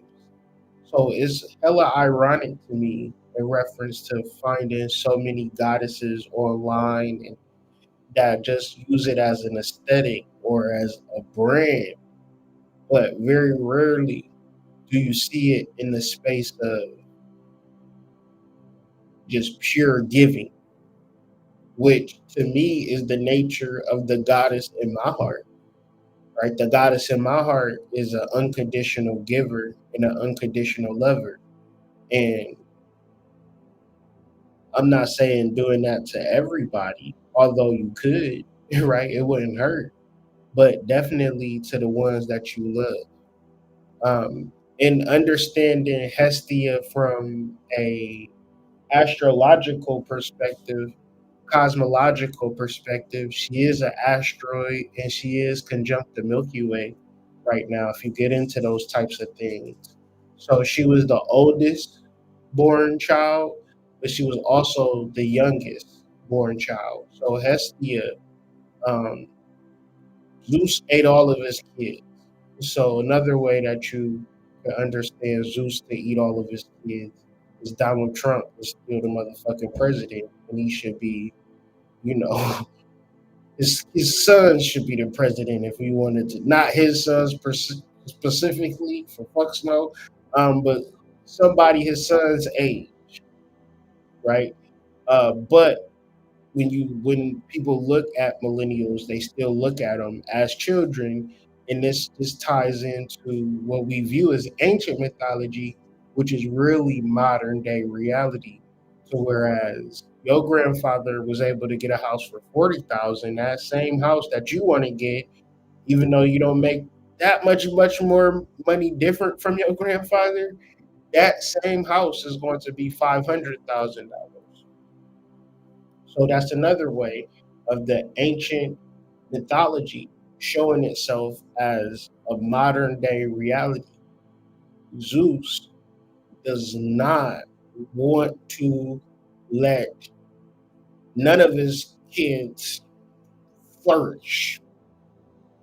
No, Kronos, I'm sorry. Kronos doesn't want any of his kids to flourish, but Rhea, Hestia's mom, was like, man, enough is enough, right? So Zeus was able to escape from Kronos, and he escaped all of his siblings. So when you understand these particular cosmologies to be planetary cosmology, and when you look at the energy of Hestia, it is the most ancient of energies, but it is the most modern of energies. And this is the perfection, if you will, of one would say the single black person.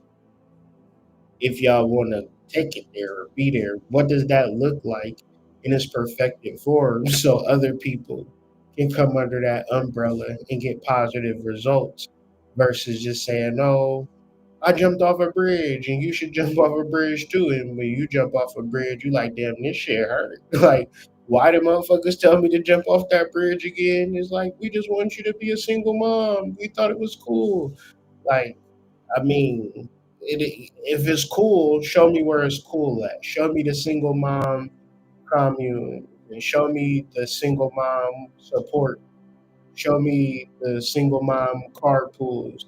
Show me everything that is representative of this particular energy that is Hestia. Because a part of her mythology is Hestia refused and asked Zeus to let her remain an eternal virgin, meaning she wanted to be unmarried forever. And that's why I say, like, if you want to be a wife, you want to be a mother, cool. You don't want to be that, cool. What do you want to be?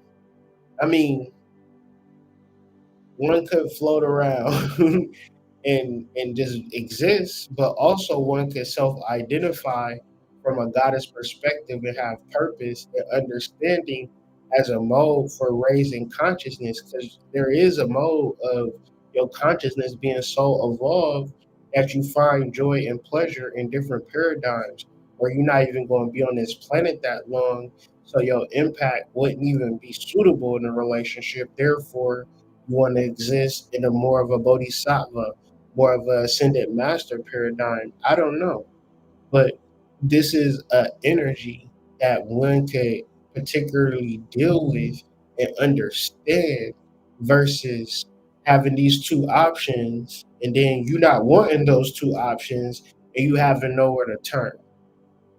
So in studying this energy in your chart, Vesta is the planet in your chart. So things to know. So this is the part where I'm about to just play these videos and react to it, break a little bit more of the monotony of me just talking, but also any type of reaction or anything that y'all want to say, I will blow it up on the screen and I will talk about it. So if y'all have any thoughts, any comments or concerns or any clarification, let me know in the chart and I would love to add clarity to it.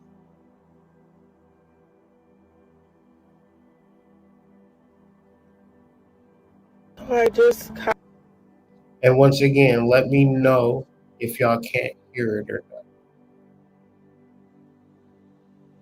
not. I just got confirmation that food stamps is officially cut. Finally got confirmation that food stamps is officially cut for next month. About 2 months ago, I stopped eating dinner almost every night of the week so that my boyfriend and I could have enough food left over to have lunch the next day. This was before we were about to lose our food stamps. Mind you, we both work. I don't think that we really realize the depths that this is, the damage that this is going to do, but the women, the mothers, and the families, but the mothers especially, who are going to go without meals so their children don't have to. I know that I will absolutely be one of those mothers. But because we have children and because aftercare and before care is too expensive, I've taken a job that's basically minimum wage so that I can be there to pick up my kids. I cannot fathom what we're going to do without that food stamp money Because if I already couldn't eat dinner with that food stamp money,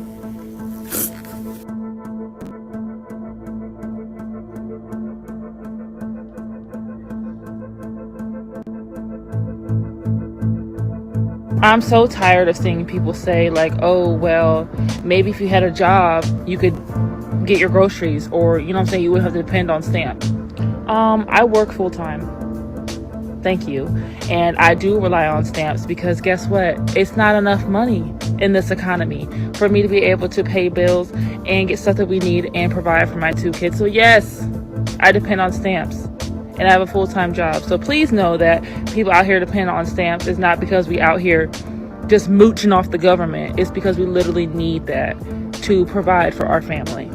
I work hard every single day. I get up every single day and clean houses, and I still rely on food stamps to feed my 6 children because the prices are so high. It's unrealistic to think about not having food stamps. Next month, I'm so terrified because 6 babies are always eating. Plus myself, I eat about 1 meal a day, but still.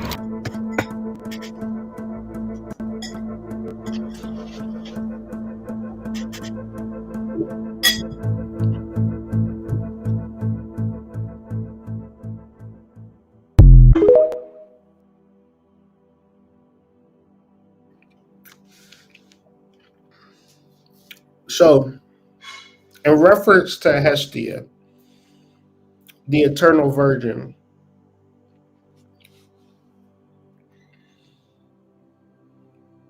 is something to say about children and finances. But a mom, of course, should care about her finances. But when you have a kid, it's something that takes place within the man. It's unexplainable. You can't figure it out. It's hormonal. And from my observation, 6 kids, the last thing women want to do when they get pregnant and during pregnancy is go to work. And we got to also understand from the Industrial Revolution is the first time that people even left their house for work in mass, period. So another thing that I would always strive for is figuring out how to get into business for yourself, whether through trade, education, skill, talent, ability, moxie, whatever it takes, right? To be at the level where you're not dependent on the government for your finances, because the nature of the government is not to be there for your benefit. If you study history, you would know that it could get dark, it could get hard for people that don't know how to be self-sufficient. So, once again, family is important for a child because financially, it might not just be all on the mom and might not be just all on the dad. It might be on both of y'all. And if it's on both of y'all, it might be tough, but it's always going to be manageable. When it's just you,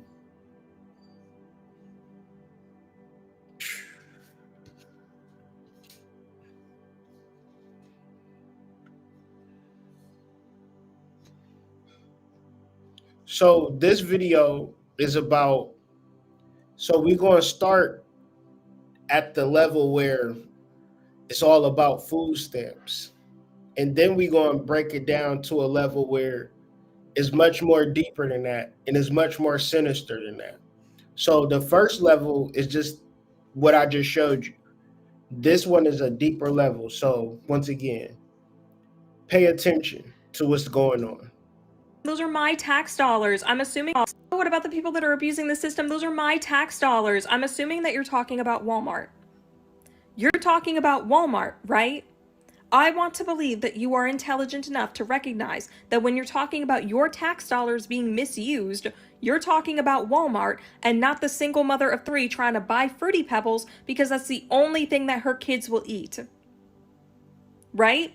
Because it would be pretty shitty if you were trying to blame that mom when Walmart is triple dipping into your tax dollars. They intentionally hire people that are on SNAP benefits so they get a tax break. Do you know who pays for that tax break? You do. And then they don't pay their employees enough money to get off SNAP benefits. So they get to suppress wages and pocket the difference, and you get to pay for their employees to eat. But because they also operate as a grocery store, everybody on EBT benefits gets to shop there, and then they get to pocket your tax dollars again. So I'm assuming that you're intelligent enough to recognize that when you're talking about things like fraud in cases of SNAP and WIC, that you're talking about the corporations and you're not blaming the single parent trying to buy their kid a birthday cake. Would I be correct in assuming that?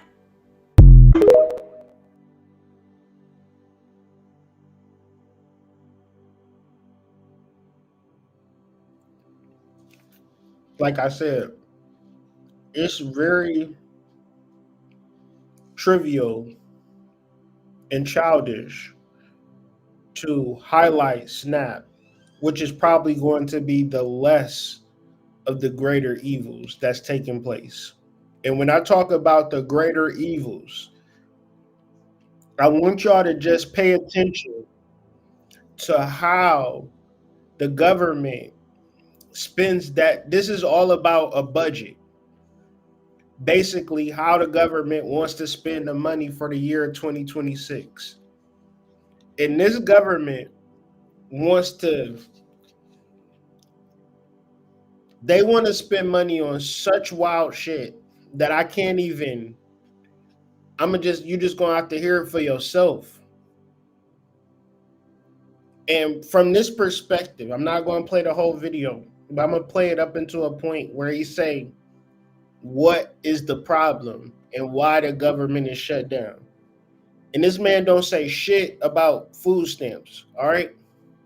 Keep your mind open, your third eye open, your ears open, because this food stamp shit is just a smokescreen to deeper shit that's at play. There are simple facts about the Democrat shutdown that everybody needs to recognize. Here's 4 of them. First of all, we have to have Democrats to reopen the government. You know that in the Senate it requires 60 votes to break an impasse. Wait, Lily, hold it real here. Keep it close to the podium. I want everybody to see this, okay? We're going to make it simple. I had my 15-year-old son and some of his friends were together over the weekend. They wanted me to explain it to them as simply as possible.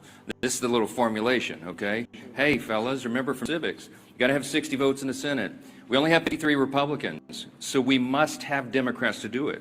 The Democrats are out trying to claim that this is all on Republicans because we control the government. We don't control the Senate without 60 votes, so you have to have them. Now they've voted 13 times, those Senate Democrats, counting the House and the Senate together, they voted 13 times to keep the government closed. And what they're demanding as a ransom to reopen the government are some really crazy things. They want to restore $200 billion in health benefits paid for by U.S. taxpayers to illegal aliens and non-citizens. We can't do that. They want billions of dollars in wasteful programs to be returned to foreign countries for things that none of you would agree with. We're going to do that. They want $500 million to go back to left-leaning news organizations paid for by taxpayers. We can't do that. And then they want to cut $50 billion from the Rural Hospital Fund that Republicans got signed into law July 4th to prop up health care in red states and rural areas around the country. It's too important, but they want to take that away. They know that we can't do it. And now that they've begun to admit what this is all about, thanks, Lee, put it on the thing there. They're admitting what they're up to. Chuck Schumer said every day of the shutdown gets better for us, meaning the Democratic Party. And you know, we had the second-ranked Democrat in the House, the minority whip, who just said a few days ago, last week, that we know that this is causing great pain for the American people, but we have to use this leverage. We don't have any times where we have leverage like this. And so they've shown you what the real motivation is. But ultimately, why are they doing all that? Let me summarize this really quickly, as simply as I can, for the civic students back home. Republicans are not demanding anything, literally nothing. All we want is to reopen the government. The Democrats are demanding all those things I just showed you on the chart, plus a lot more. When I say they want to send money to foreign countries, this is some of the things that they would propose that we spend money on again. They're demanding, this is a ransom to reopen the government. Things like $4 million for global LGBTQI plus awareness campaigns around the world. $4 million for the LGBTQI plus democracy grants in the Balkans. They want $2 million for feminist democratic principles projects in Africa. We're not doing that. But again, the question is why? Why? This sounds crazy. It is. Why would they do this? And what we saw on vivid display over the weekend was the re-emphasis of this fact. This is motivated purely out of fear. And what do we mean by that? You saw the Democratic leader in the House, Hakeem Jeffries, endorse Zohran Mamdani for mayor of New York City on Friday. It was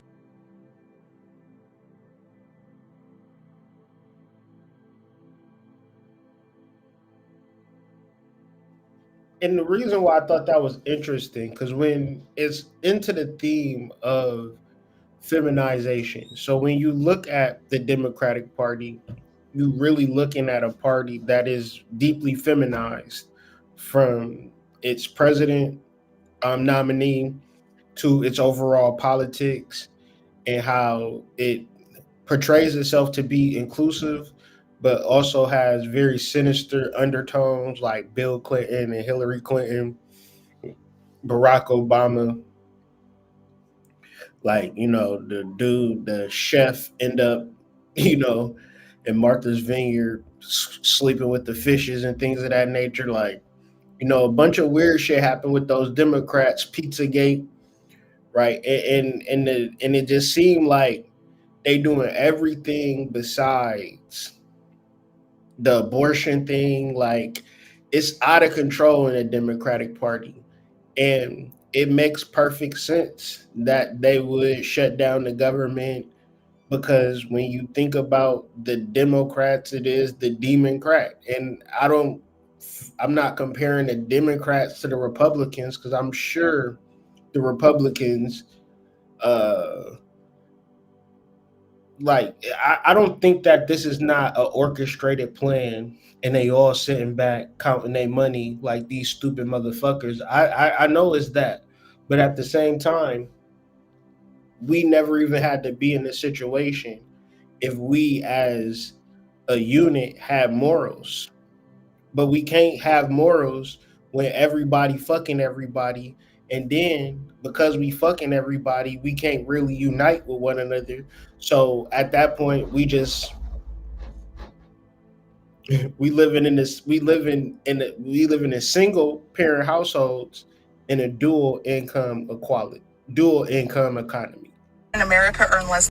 Majority of men in America earn less than $80,000 a year, meaning that majority of men in America are average earners. Majority of households in America are two-income households. So yes, you know what that means? It means that you are likely going to have to get with an average earning man, and together you guys are going to build and accumulate wealth together. That is what lots of successful, happy married couples have done. That is not promoting struggle love. I 100% agree with her, and this is exactly what happened to me. The thing is, I met my average earning man when he was 23. And so for a 23-year-old that is generating sufficient income where he could provide for the necessities, I said, come here, because we're about to multiply that. Fast forward 3 years, that's exactly what happened. Now that average earning number turned into that number times 2.5. We're currently pregnant and he's able to keep me at home because we're both fighting for the same thing and we're both locked in. And this is why I will always scream and shout, get married young. Not too young, but young enough where both of you can grow and build together. A man grows under stress. A man generates more when he has someone to fight for, and you will achieve your dream life a lot faster and sooner. However,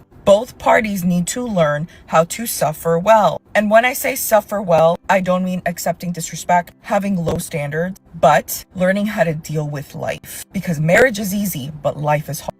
You can have it all, just not at the same time. As always, ladies, be wise.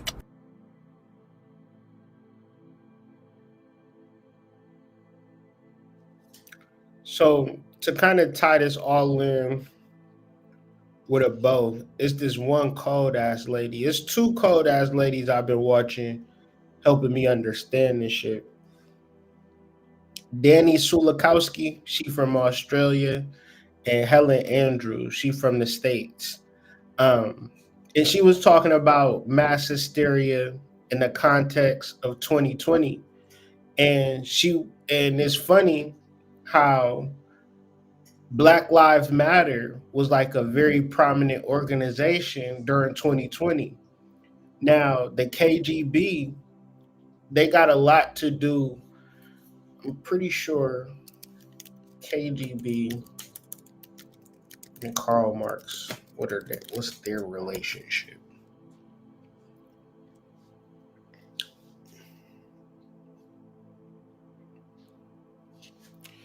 So basically, Karl Marx is a communist, and for whatever reason, people don't even really fuck with Karl Marx in this country. And Black Lives Matter, the people that organize Black Lives Matter, they say it without their own mouths that they are trained Marxists.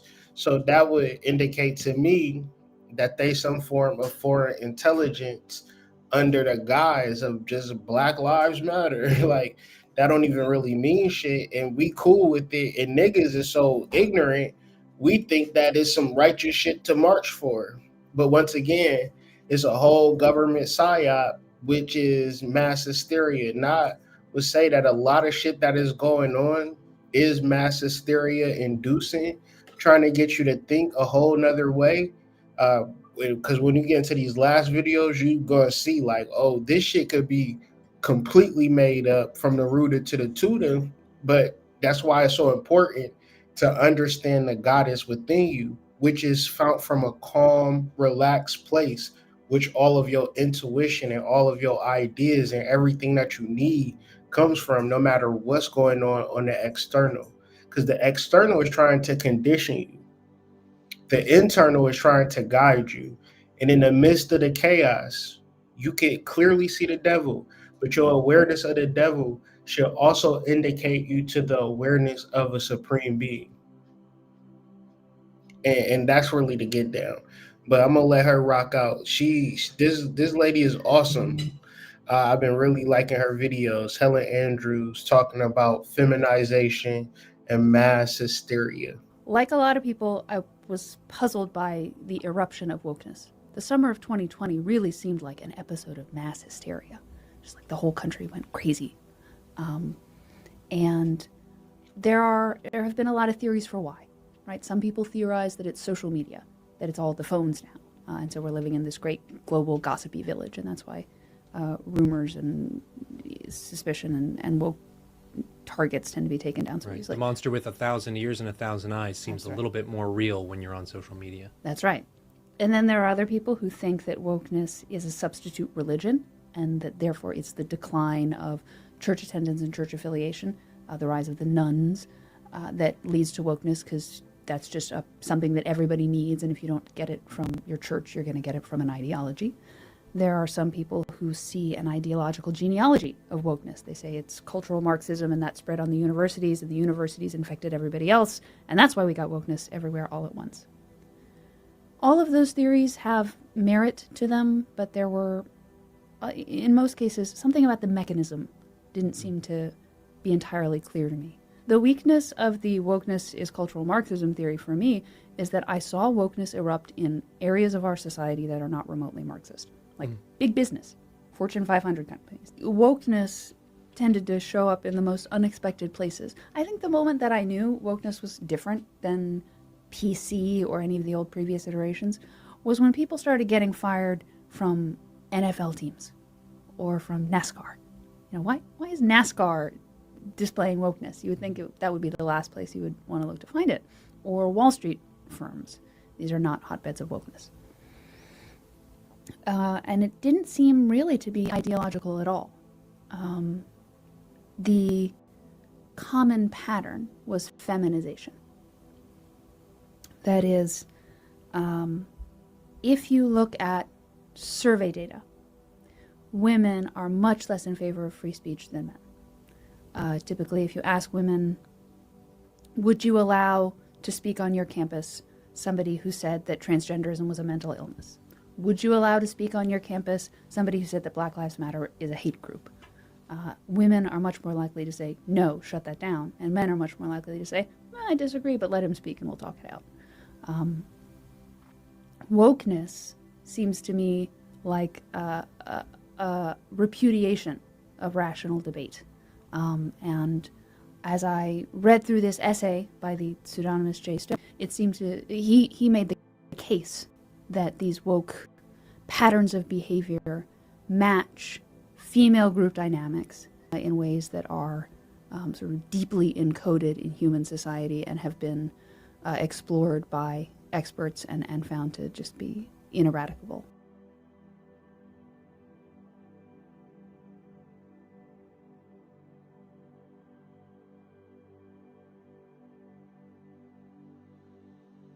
He was concerned, or is concerned, that that there's a lack of perhaps ideological direction in Black Lives Matter that would allow it to fizzle out, as he said, in comparison to Occupy Wall Street.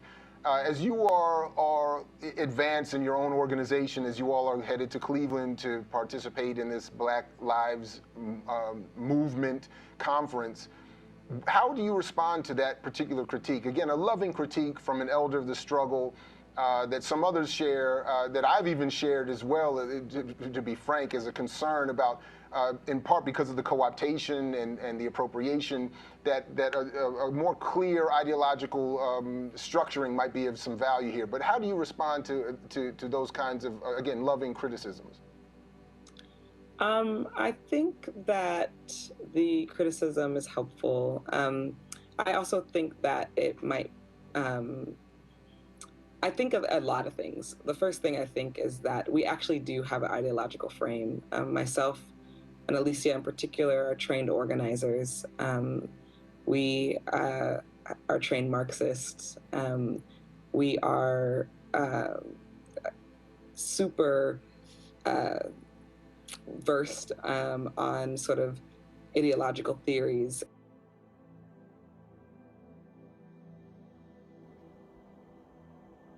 So basically, y'all knew exactly what y'all was doing the whole time, and we thought y'all cared about black black lives. Y'all cared about making money, and y'all cared about going forward in y'all actual campaign. And ironic that the movement did fizzle out. Ironic that they was exposed as grifters with $1 million homes in LA and things of that nature. So when things do happen, we don't see them or hear them anymore any longer. And we probably won't hear them until somebody black run for president or something like that. So all of this to say, man, a whole nother thing is happening, whereas the AI have gotten so real to whereas these new videos that is showing nothing but black women saying the same thing over and over again is getting people to thinking that this is what black people is really on. And I'm saying they are using the goddess energy as a mascot, as a smokescreen for what's really taking place within us all. And the thing about God is that you can't defeat it. You could play these mind games, these mind tricks with these AI and things of that nature. But once again, none of this shit is going to actually work. So wait until y'all see this shit.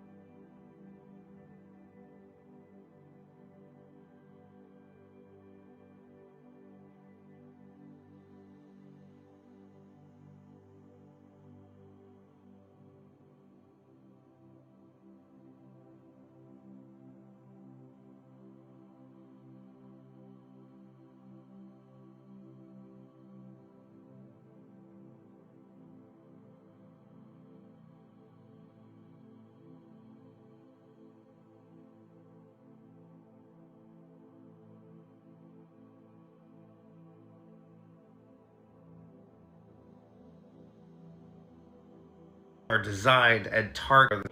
8 and 5 days. It is the taxpayer's responsibility to take care of my kids.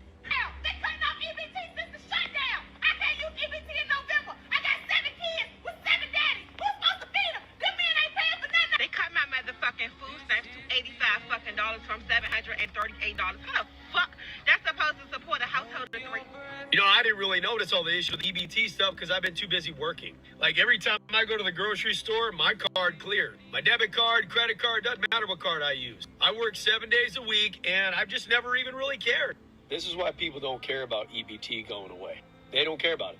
I think people need to understand what's going on here. If you are a right-wing creator on this app, your algorithm the last 2, maybe 2.5 weeks has been nothing but these videos of supposed SNAP recipients freaking out about losing their benefits and saying these genuinely ridiculous things like it's the taxpayer's job to pay for my kid. The reason is these videos are designed and targeted to this specific algorithm because this algorithm, these set of people have zero media literacy and zero critical thinking skills. Watch this. Y'all hear me? Because of this government shutdown, they telling me I can't use my EBT in November. I got 7 kids with 7 men. 7! And that's the taxpayer's responsibility, okay? Y'all taxpayers, do you hear me? Since this government shut down, I can't use my EBT in November. I got 7 kids with 7 different men. How I'm supposed to feed them? This is not on me. This is y'all taxpayers' responsibility. Y'all the taxpayers. They cutting off EBT since the show. I can't use EBT in November. I got 7 kids with 7 daddies. Who's supposed to feed them? I just got the alert from my EBT app. November, no benefits. I got 7 kids. 7. What they expect me to do? We can't even buy cereal. No. I'm not sure if they're taking videos from real people and using their face to make AI, but that shit looks. Shout out to that last creator, go follow her because she put that together, that montage. It's the same fucking video. It's AI. It's the same script. It's you type in angry black woman and it has to be a black woman for this to work. Angry black woman screaming about losing benefits to feed her 7 kids by 7 different daddies, and it's the taxpayer's responsibility. It's the same fucking script. Like I said, man, niggas is going to figure out a way, one way or another. And if they don't, then they don't. Like, when you start studying history, you see this motherfucking life is hard. And you could talk to motherfuckers till you blue in the face, and they're not going. I got 7 kids, 7 different baby daddies. Motherfuckers ain't gonna listen no matter what. So take with that what you may, man, because it can get survival of the fittest real fast. And another thing is, you could be around a whole bunch of poor motherfuckers, and you think everybody in the whole world is poor, and you could be around a whole bunch of motherfuckers getting money, and you don't think nobody being poor, and that's the world that we live in. So even if you don't know nobody, don't hang around poor parts of town. That don't even make sense. Always go to affluent areas and go to a Starbucks and just sit there on your laptop or your phone and act like you belong. You know, but yeah, this is the John Law Files. I'm about to give you the history of John Law, and I'm gonna show y'all a video on how this shit is playing out, because y'all know how they talking about all of this financial budgets and all of this shit, and they doing it with make-believe money, right? John Law was a Scottish financier whose historical financial experiments, particularly the creation of paper money and the resulting of the Mississippi bubble, served as a direct inspiration for Goth's portrayal of paper money and large-scale economic speculation in the second part of his play called Faust. right? And Faust has the devil Mephistopheles that gives the main character an idea of paper money, and the paper money ain't worth shit, but the people don't know the difference. And it's all good until people started be like, all right, let me get my value. And then the whole shit goes to shit. We are in that. So motherfuckers, I swear, it's so funny. Motherfuckers talking about these goddamn food stamps. How motherfuckers gonna feel when they trying to withdraw money out the goddamn bank? Cause listen, if the motherfuckers can't go to the stores and buy shit, the motherfucking companies is in trouble. You know how many businesses count that fucking food stamp money like it's real cash? You know how many Benzes have been bought with food stamp money? How many fucking 12-room mansions been bought with food stamp money? You shitting me? This shit don't have nothing to do with Shaniqua and her 5 kids. Think about the motherfucker who owned Walmart. Think about how he feel. Where a large percentage of his customers is using EBT. Think about the small grocery store in your neighborhood where 80% of his customers use EBT. Yeah, motherfucker going out of business next month, nigga. Ain't gonna be able to pay nothing, nobody, nothing. It's gonna be, niggas is gonna be having to figure shit out, I'm telling y'all. Because none of this shit was real in the first place. But let's get into the video, because y'all ain't gonna believe me when I say it. Let me stop sharing it, and I'll share it again just because sometimes they like to act weird.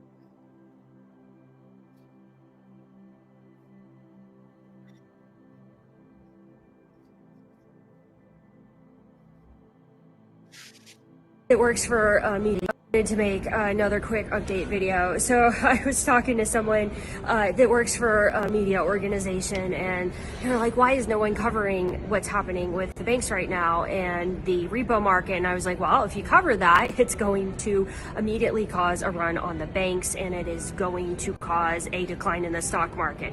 But here is the seriousness of what is happening right now that I explained to this individual. So as you have noticed, in 2 weeks, the banks have borrowed $50 billion in emergency liquidity that was not accessed anywhere near those levels last year. That right there is an indicator we have a serious issue.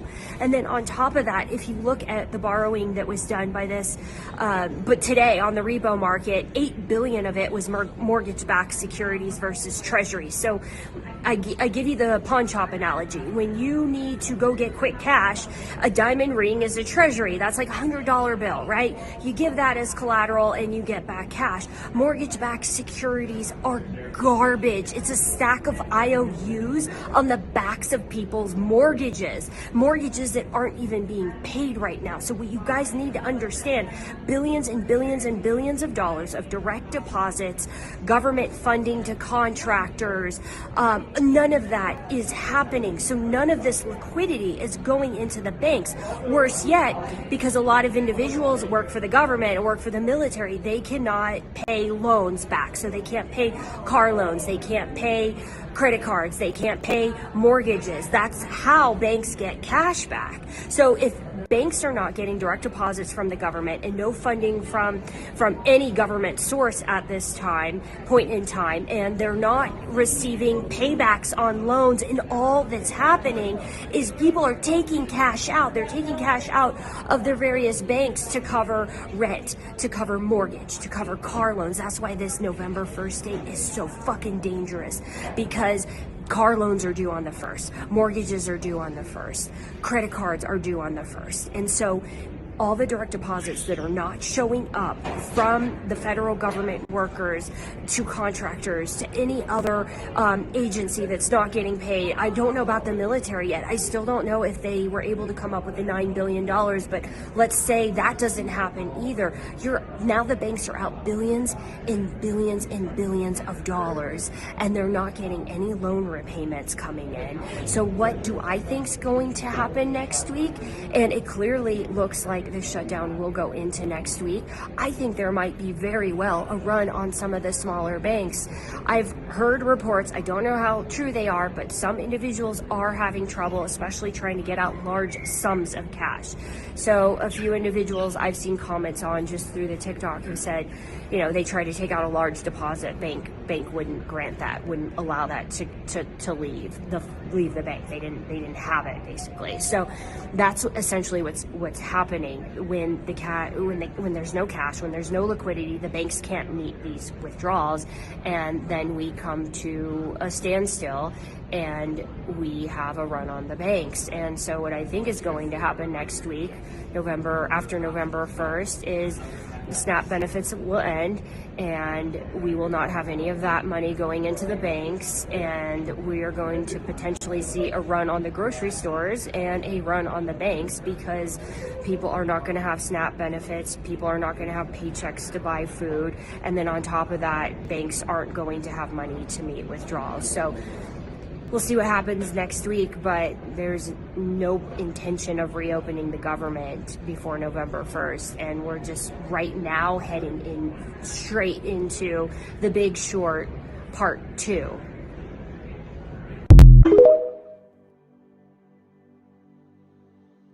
To make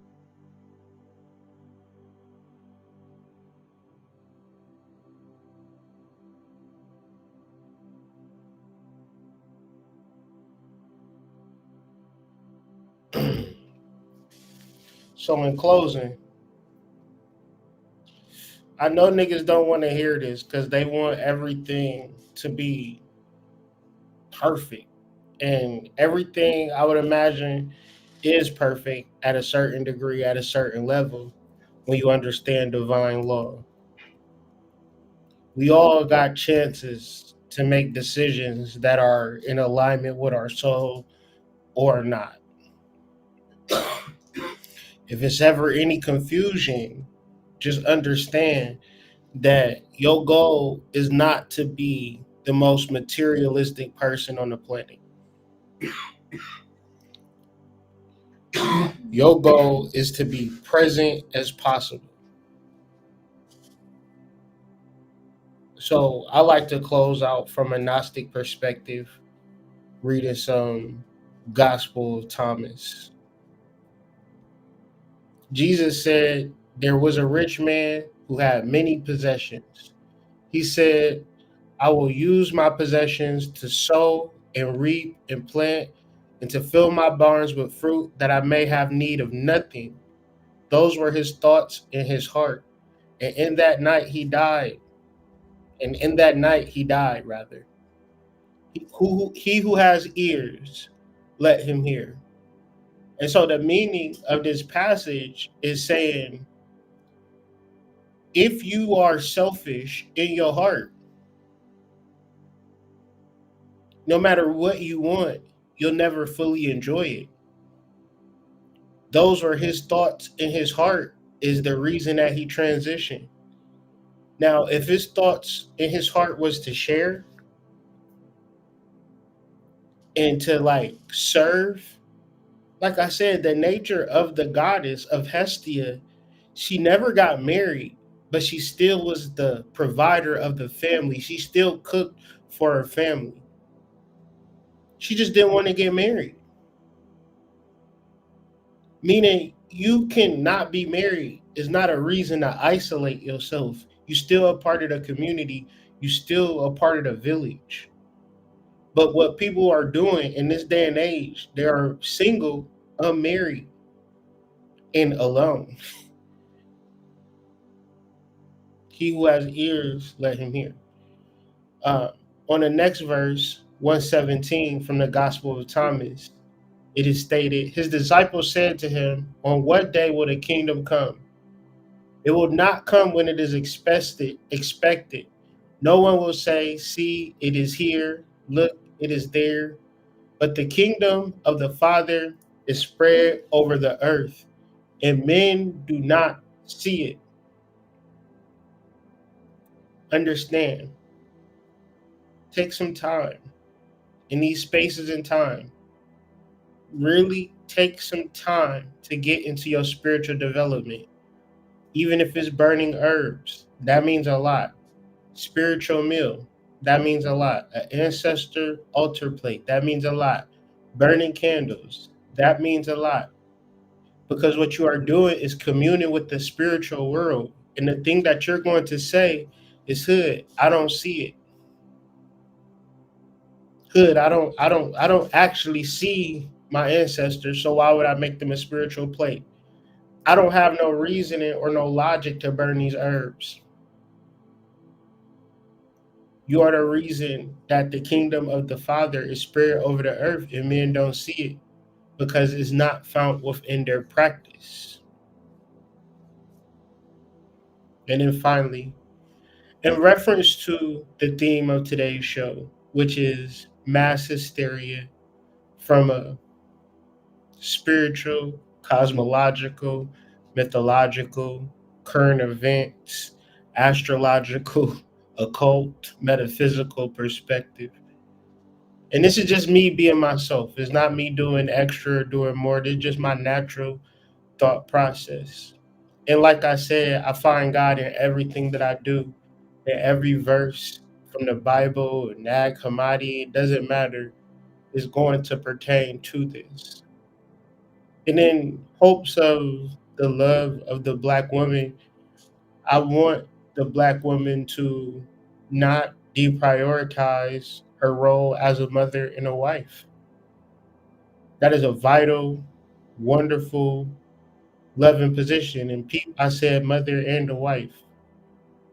Most of y'all perfectly fine with being a mother because you got full control, but enter into a man that is in his masculine, which is what you desire, now you have a problem because you don't want to resolve conflict.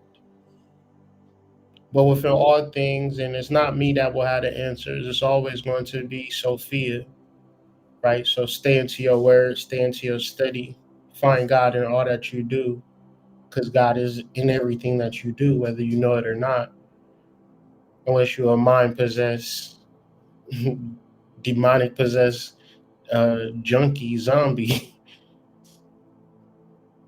Simon Peter says to them, "Let Mary go out from our midst, for women are not worthy of life."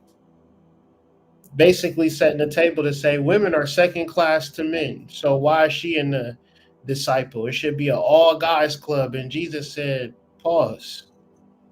"See, I will draw her so as to make her male, so that she also may become a living spirit like you males. For every woman who has become male will enter the kingdom of heaven." So very early on, Jesus was letting people know that the masculine and the feminine are to be unified within each individual. And that will be the magnetization of your counterpart. Now, it's not going to be after, and it's not going to be in the midst of, but before. So, what you can be doing when you're single is spiritual practices that draw that person into, because it is a spiritual process that you must become and understand. And once this thing is so innate into you, where you are just one with it all, it's not going to be hard. It's hard when you are like the Pharisees, separate. You think you can do everything by yourself. So why would anybody enter into your life as a God? Think about it. You create your reality and you don't need anybody. You don't even need yourself. For every woman who has become male will enter the kingdom of heaven, right? Because the understanding is that this whole entire process, Jesus have been trying to teach these guys about the goddess, but he wasn't really talking to Mary, because a woman does not need to be feminized. Neither do men. But once again, that has been the whole entire process of understanding what's happening in this world. Whereas it's hard to even get into a real conversation with your guys or dudes because they have emotional ways of processing things. Like, like I said, man, there's nothing to be upset about. There's nothing to be angry about. There's nothing to be in fear about unless you have refused to do this work. You refuse to unify. You refuse to burn herbs. You refuse to, like, once again, most men do not see it in every interaction, in every day. You'll find God. Is nothing to look for special. But that's been the show, man. I almost did 3 hours, but next show I'll be sure to hit you with 3 hours or more. But really just want to get this out, man, before the 31st. And yeah, man. I hope y'all is well taken care of, looked after. But if not, you will have to be a voice. People can't. The devil appears in a mist. Not, not your people. We, what I'm saying, we not mind readers. We just trying to raise our consciousness.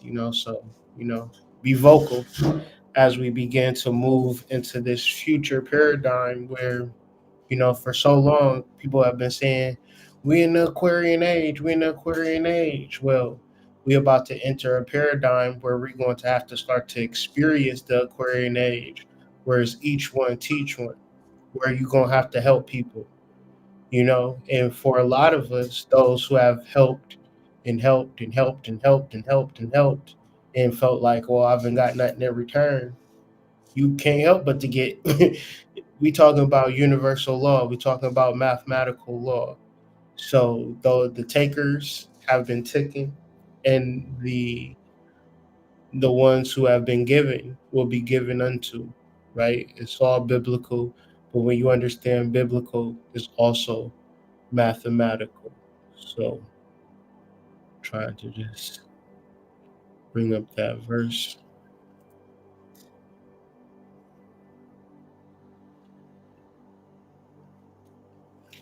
So just to close out from Luke chapter 12, verse 2, there is nothing concealed that will not be disclosed, or hidden that will not be made known. What you have said in the dark will be heard in the daylight, and what you have whispered in the ear of the inner rooms will be proclaimed from the roofs. Signing out, and I'll catch y'all all on the flip side. Thank y'all for watching. Sure to like the video, share any extra dollars you got. I know things is tough, but if you got a couple of twos and fews, hit up the Hood Mystic 38 on Cash App. I appreciate the love. I appreciate the support. And y'all the reason why I do it. So if you appreciate me, I appreciate you. At the very least, please, please, please leave a like on the video. That's what's going to help the channel grow the most.